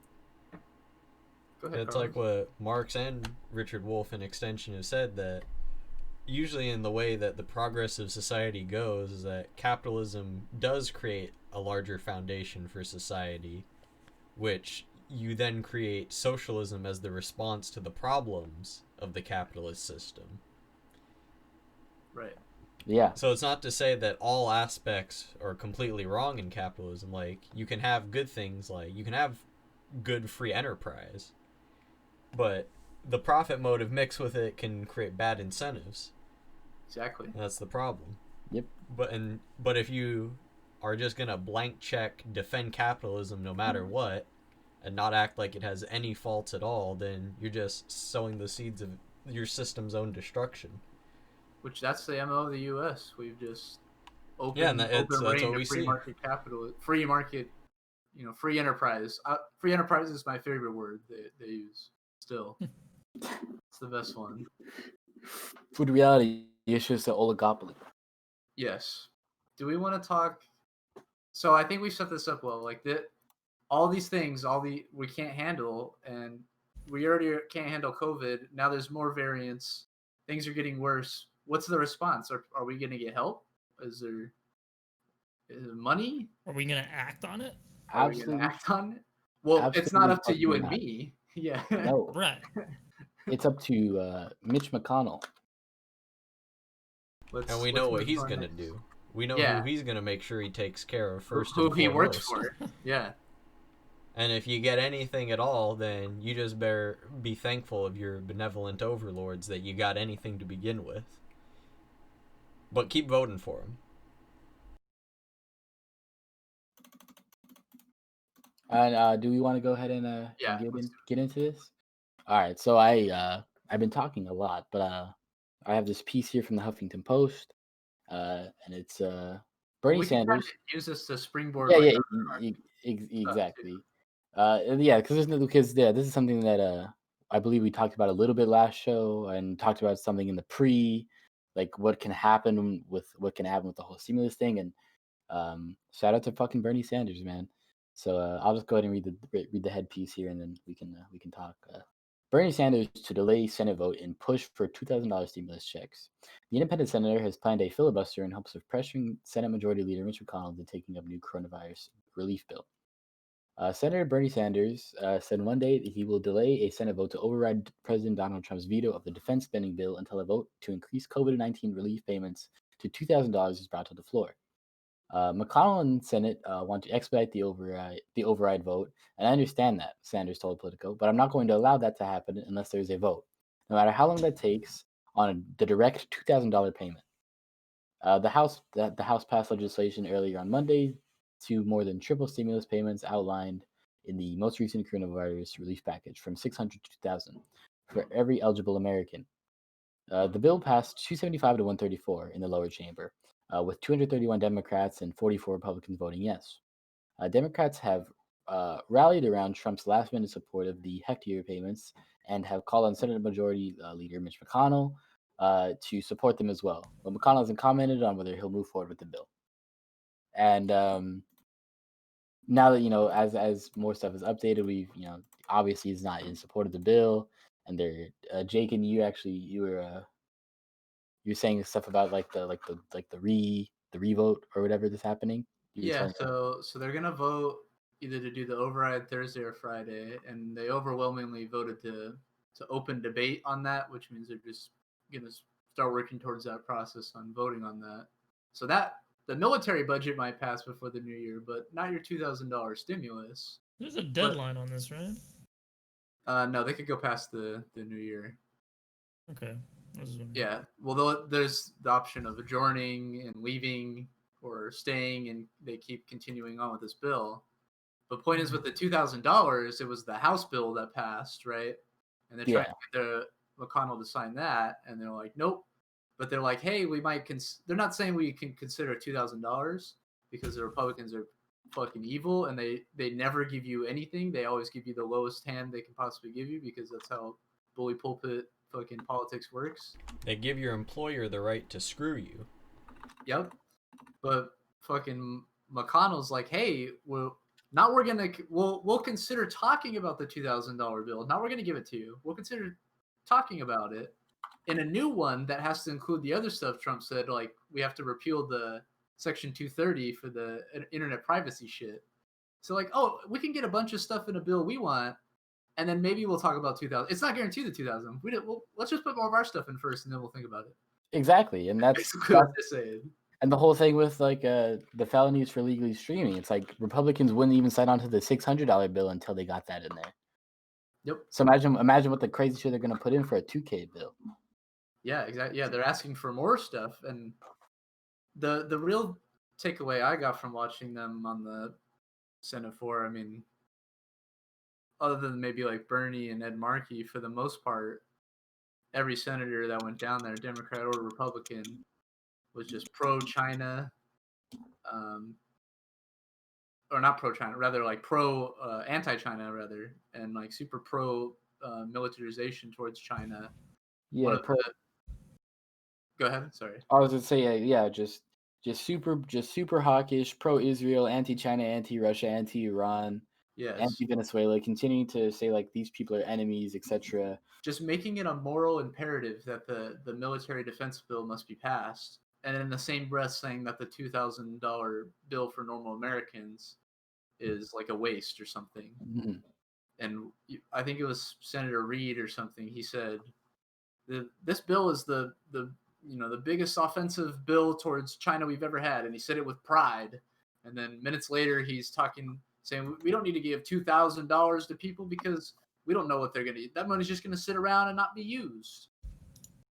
But yeah, which is bullshit because it's like you give a rich guy $2K and he puts it in an offshore account to not even be Their taxed. argument is they're giving it to $2,000 to people that don't need it, when we know it's giving it to people that absolutely need it, and they're going to spend it on necessities and actually contribute to the economy rather than these elites, which all they do is stack their massive amounts of wealth. Exactly, and that's just what I was saying. Like, you give $2K to a rich guy, he's gonna put it in an offshore account to not even be taxed. Nothing. It's gonna sit there. You give $2K to a poor person. No matter where that money goes, they're they're obviously gonna spend that money, and no matter what happens, it's stimulating something, some facet of our economy. Well, the vast amount of our stimulus bill money is going straight to large corporations to fund their operations. So we're essentially just even more so further than we've already socialized, like the stock market and straight up loans for these businesses. That have you seen some of these things? Yeah, from like the Fed, negative interest rates. So it's essentially just the best deal you could possibly imagine. But it's getting even worse now, where the government is saying, okay, on top of all that, we're just going to give a stimulus bill to you, and we'll just cover your employees' wages if you're a big enough business. Because it's considered important, because obviously it is, to make sure these people get the money. But the problem is where are you putting the burden? Is because, yeah, the people will get the money, but these businesses, they have plenty of money to begin with. They're all for profit to begin with. And they have massive cash piles sitting already. Do they really need this help? And not only is all that cash pile that they're sitting on generated from their workers, not only is that super true, but we talked about in the last show, we're giving bailout money to defense contractors like Raytheon for their paid time off. When as if they can't already afford their paid time off when they make billions in profit every year. Yeah. And so, yeah, like exactly what Carlos was saying. That was some of the arguments that especially the Republicans, but some of the Democrats too, were making on the Senate floor. Was they were saying that was the necessary stimulus that was for normal working people, was those giant corporate bailouts and the money that they're just giving to these corporations that Carlos was talking about. They're like, hey, that was it's the most money I, a Republican senator, am very fiscally conservative, but this $1 trillion we just passed for small businesses and other stuff was very important and very strong. But this $2,000 is reckless. It's because they can't cover that $2,000 because the other thing they can just lie about, giving massive bailouts to corporations. Well, think about it from this angle. It's easy for a large corporation to get their bailout. They have the funds to get the lawyers to get them the bailout. Yeah.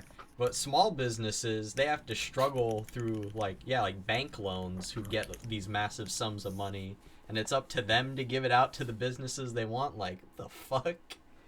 Yeah, it's pay-to-play democracy. The more money you have, the more lobbyists, the better your interests are served. A reasonable stimulus bill would have been a blank check to every business to keep everyone employed and to make sure no one goes out of business. Yep. But we did the exact opposite, where we set up a system that made everyone think we were helping people, but we really let everyone who needed it the most down and fail. Exactly. And that's why you see more than half of small businesses will be closing. And you put all these regulations on, and not saying regulation is bad, but a regulation without stimulus is bad. And so you have all these regulations saying you can't open unless you have these, so people are taking out loans to get these things. They're getting no stimulus to buy these things. It's like you want us to open because you need us, but you're not helping us open. You're not helping us stay open. and this continued bailout for just rich people, is just going to continue to fucking to continue that system. Yeah. What was that thing that Mitch McConnell said about the stimulus? He said like it's not quote unquote, but like wasn't in our best interest or something like, or it's not. Yeah. There's no point in $2,000 stimulus it's a or something waste. like that. Yeah, but doesn't he want to also put money into our military as well? Exactly. Isn't he That's what that was their line when they would take the floors. They would be like, "Hey, this money for the I'm so proud of this, $700 billion plus we're gonna do for the military. Except it's such an honor to pass all this money for the military. We can't give $2,000. That's such a waste. $2,000. Yeah, and as I was just saying earlier on fucking like CNN, we're not as important. Like we are important. Exactly, and then we are important. We're the most important. Yeah, and they're just belittling us. And then like I was saying earlier on CNN, you have Rick Santorum saying in literally the same like breath saying $2,000 payments are not a good idea. It's not what we need. It's not what the American people want. And then he's like, we need to pass this defense bill for military families. Think of the military families. All the military children that this would help. Oh my gosh, military. And then it's funny that these millionaires telling us we don't need $2,000. Exactly. You have Rick Santorum, Florida douchebag, saying, "Yep, we don't need no stimulus." Economist Larry Summers. What they're saying is, I personally don't need it. Yeah, that's what that means. Yeah. They obviously don't need it. I'm doing just Look fine. at their paychecks. They're fine. They're getting plenty of money. They're guaranteed a job. We're guaranteed them a job. They obviously don't need the money. They also live in communities where probably the people that they notice in their community don't even need it. They probably live in rich communities and they don't know, I guess, the struggle of these lower class Americans. Like Mitch McConnell. Right. Whose address I put in chat. What's worse is if you've heard from some of these people, they'll say like, "No, I struggled. I worked my way up." But look at where they are now. They've completely forgotten their roots and what it's like. And they don't even know how to lend out a helping hand. I don't see anybody struggling. I don't see any issue. Yeah, maybe. When I walk outside my house, I see great Americans that are hardworking. Because you live in a $1 million community, buddy. Multi-million-dollar community, buddy. Which that's almost like it's like the irony of America. It's almost worse because it gives them the excuse to say, "No, it's okay. It's okay for me to screw these people over because I struggled myself too." Yeah, shit. Yeah, and then just to get back on topic and to wrap up this article, basically Bernie Sanders, he told everybody in Congress, "We're not leaving until we vote on this, until we get stimulus to the American people." He will fill it, he's got that famous 8-hour fucking filibuster that people put like lo-fi hip hop over, like. Dude's serious when he talks about this shit. Like this, he will fight tooth and nail for the American people. Meanwhile, Joe Biden breaks his leg walking the dog and capitulates with Republicans. And it's sad that Bernie Sanders was so smeared as this anti-American guy when he's one of the few vocal voices that's challenging power in such a way. To where he's literally, he's holding up Congress and making them work on fuck it, they should obviously, but like you get what I mean. Like he's forcing them to stay in session. Rich assholes uncomfortable. Exactly, he's making rich assholes uncomfortable just for us, just to protect our bottom line, and that's his whole thing. That's who he's always been his whole life. And you ask anybody in politics and they'll say that about Bernie Sanders. He's always been about his shit. And so and it's sad. It's super sad to see him get so snubbed, twice now. And then you have dipshit Joe. Yeah, and you have dipshit Joe Biden, who not only voted like a Republican, capitulates to Republicans' whims. He's thinking about Republicans in his cabinet. Like he's just your typical piece of shit fucking politician. Behind not in the mainstream news, we covered it, but he's basically doing the opposite of what Bernie's doing. He's trying to get the stimulus lower, either to $0 or $600. Yep. He was in some part of that conversation.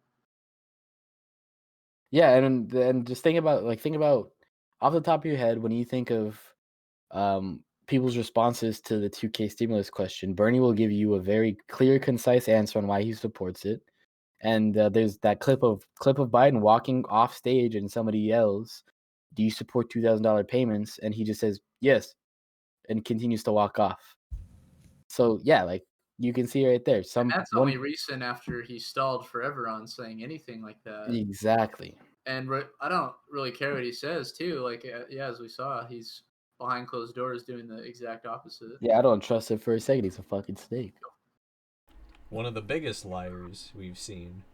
And then to pair with this article, we have this little clip from Politico's Twitter, and it's just a clip of a small clip of Bernie's speech, and it's super awesome to hear the guy talk. So let's listen.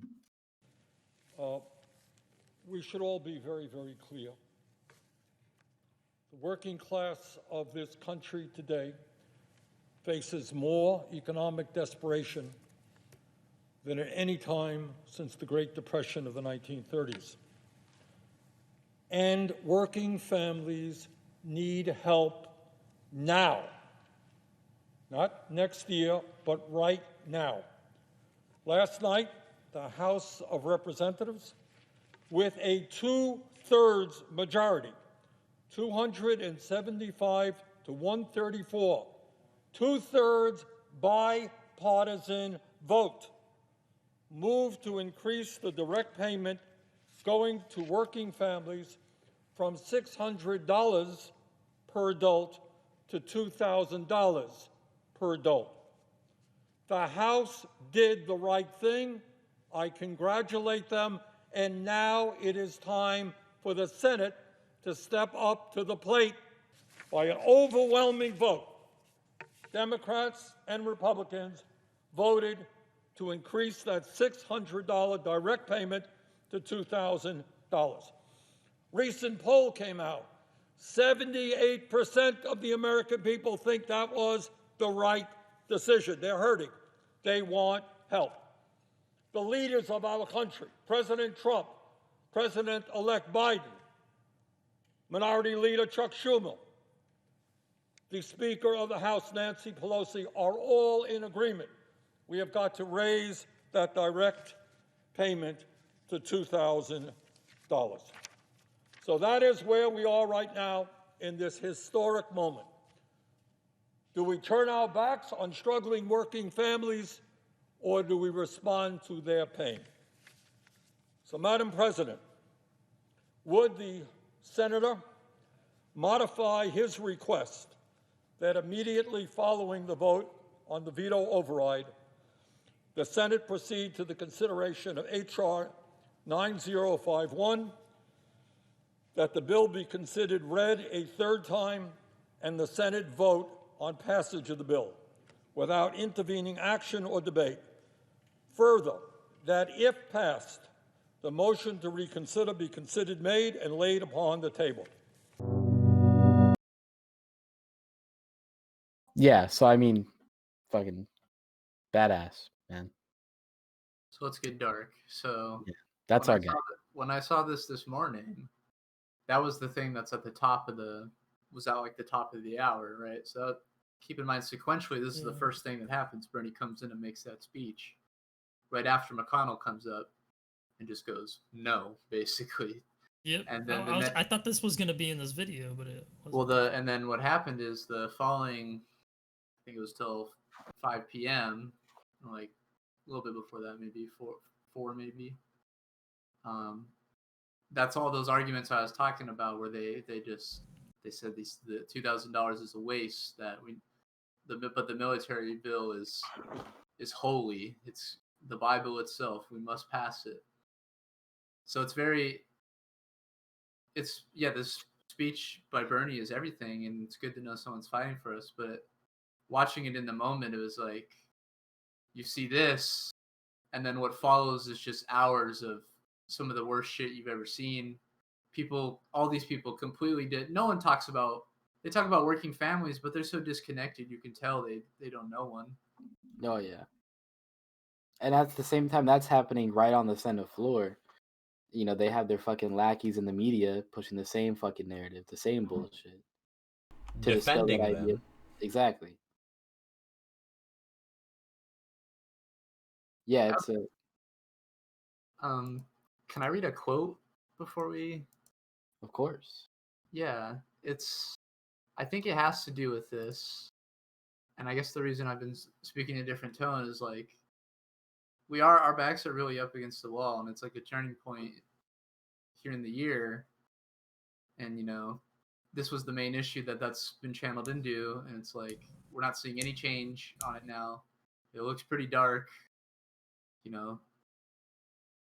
People are still fighting, but like, and change is still happening, but for the most part, like, the systems are still raging on. The new year is going to be Joe Biden, a new neoliberal president, but all the same old tendencies that Trump and administrations before gave us.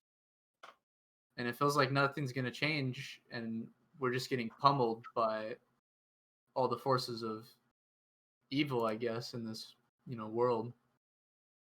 And this is a quote. I always attributed it to Chris Hedges because I always heard him say it. But I'll read it from the original, and it's from Vasily Grossman. And it says, quote, "I have seen that it is not man who is impotent in the struggle against evil, but the power of evil that is impotent in the struggle against man. The powerlessness of kindness, of senseless kindness, is the secret of its immortality. It can never be conquered. The more stupid, the more senseless, the more helpless it may seem, the vaster it is. Evil is impotent before it. The prophets, religious teachers, reformers, social and political leaders are impotent before it. This dumb, blind love is man's meaning. Human history is not the battle of good struggling to overcome evil.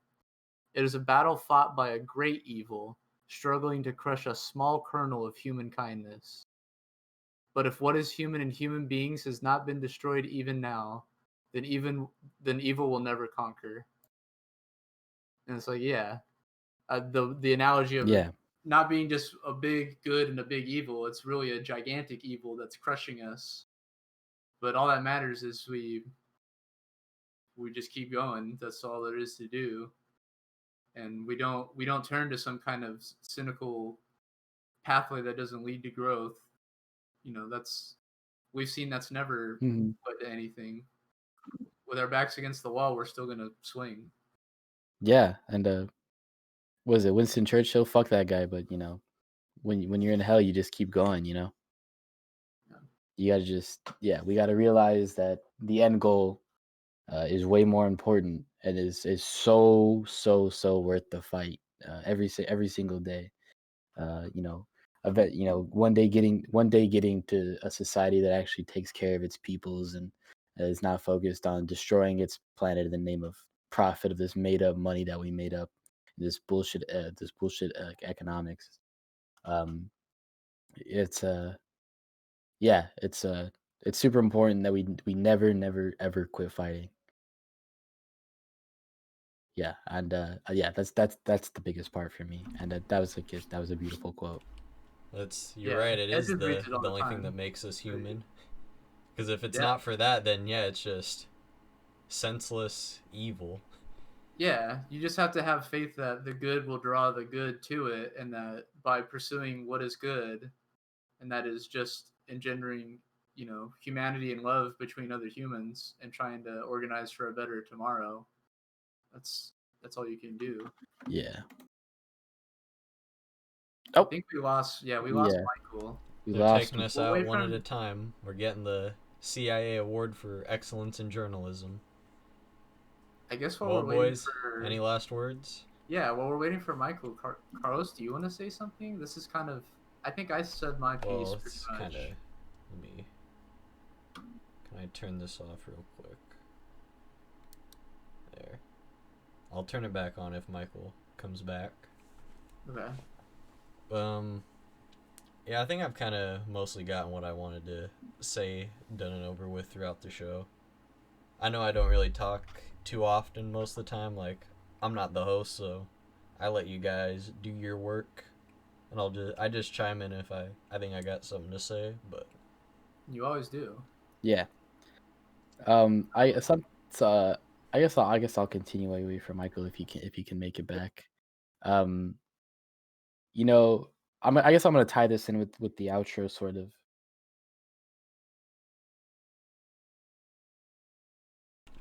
are we?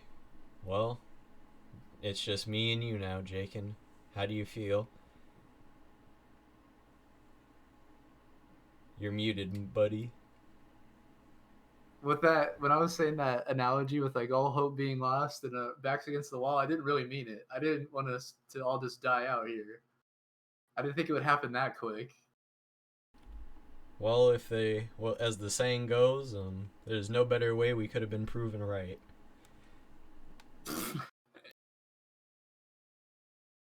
Oh, are we gonna get him back? Well, Carlos, do we say au revoir? Hey, we're mobile. I think my internet's like just died for a second. You had to load up the Tor browser real quick. Yeah, but I'll say what I have to say here on the mobile. Hopefully I look okay on the stream. Let me get like okay lighting. But so yeah, it's pretty much the outro. You know, we've had a big show, a lot of highlights, a lot of lowlights, a lot of good and bad. Unfortunately, some technical difficulties. Yeah, more than usual. Yeah, hey man, what can you do? Incredible. I haven't been attacked. But yeah, I think the most important part, I guess, is, you know, obviously you guys watching the show and supporting us every day, or every show. I mean, I guess like thank you guys so much for everything. Like we started the show pretty late into the year, but I think in total it's been a good time, and we're super appreciative of everything that you guys have, you know, like gave us, like through just following, through just watching, through commenting, everything. Like we're all super appreciative of it all. And going into this new year, as dark and dreary as it may seem, or you know, may be, you know, we're gonna continue to, you know, be here every Wednesday and Sunday, and you know, who knows what else is in store in the future for you guys. But we're gonna be, you know, be sure to come here every Wednesday and Sunday, 10:30 p.m. and give you a good show. Really give you guys your news fix for the week. Keep you guys up to date on what's really going on in the world, and as well as you know, trying to tie it as much back as we can to our local community here in Oxnard, California, which is, you know, the city we rep every single day, and we're super proud to be from here, and we're super proud for all the people that like have been raised and cultivated in this city and have gone on to like incredible things. Yeah, we're like, you know, my whole like, because we, you know, we were talking a little bit pre-show about what we were going to talk about, and if we kind of wanted to do like a little like post like thank you sort of thing. And yeah, like we're, you know, at the end of the day, everything comes back to this community that we're cultivating every single show, growing every single show, and you know, like we super appreciate it, and we're gonna continue to give back as much as we can and be a microphone for our community. And yeah, again, like super thank you. So yeah, if nobody else has anything to say, you know, this is the end of the show. We're doing a little outro here. If you like what you saw, please, you know, drop a follow. If you're watching without an account, please create one and drop a follow. It really means a lot, because when you follow, you're more likely to come back and listen to what you have to say about politics. And again, continue to grow this really awesome fucking community. So like, yeah, super thank you guys. As I say in every single show, and I make it like a really like a tentative part of me to say, I don't want to forget it, but you know, workers of the world unite. Like it's super important that we all organize and locally as much as possible, and you know, really try to, you know, be there for our community members. And does anybody else have anything to say? I kind of thought of something. Yeah, go ahead. Say I it, man. think throughout this pandemic, what I've kind of realized, maybe more than I normally would, is that yeah, we really do need that human connection with each other. Because I mean, there are a lot of things that we can do and we can pursue in life, and we can pursue a lot of greatness and achievements and so on, but it's like the achievement is only as great as the people we can share in our achievement with. So at the end of the day, it's like we need to be working for each other. to make things better, because that's what really matters, is each other. It's not the society or the things we produce or the things we consume. It'll all be there one way or the other, or else we won't survive at all.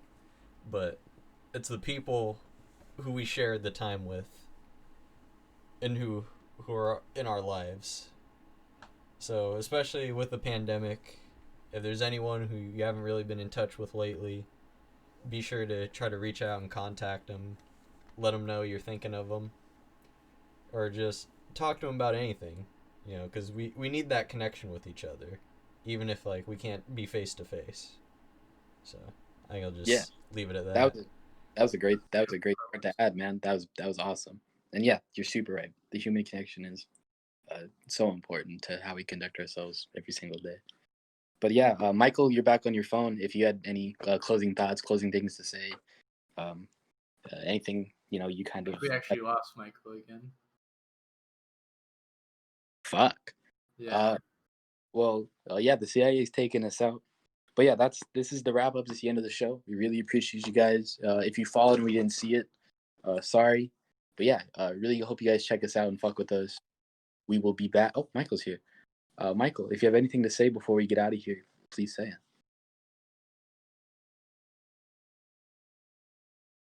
Huh? Nope. All right. Well,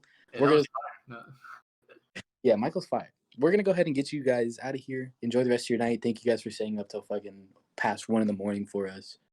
We really appreciate it, and we will talk to you guys in the new year in 2021, which is insane to think about. We will see you guys in January. Michael, you have a piece to say? January 3rd, we'll be here. Oh, we lost him so quick. Yeah. Okay, let's just end it. Yeah, let's get out of here. January 3rd, we'll be back. Sunday, 10:30 p.m. Be there. Peace out. Peace out. Michael, say bye. Come back. Michael, say bye. Bye, everybody. Michael's like the viewers of our show. They like to show. I'll show up at the very last second when we're ending everything. I've literally joined like 3 times on my phone and everything. Yeah, we're gonna get out of here. Please enjoy the rest of your night, everybody. We'll see you January 3rd at 10:30 p.m. Please be there. Adios.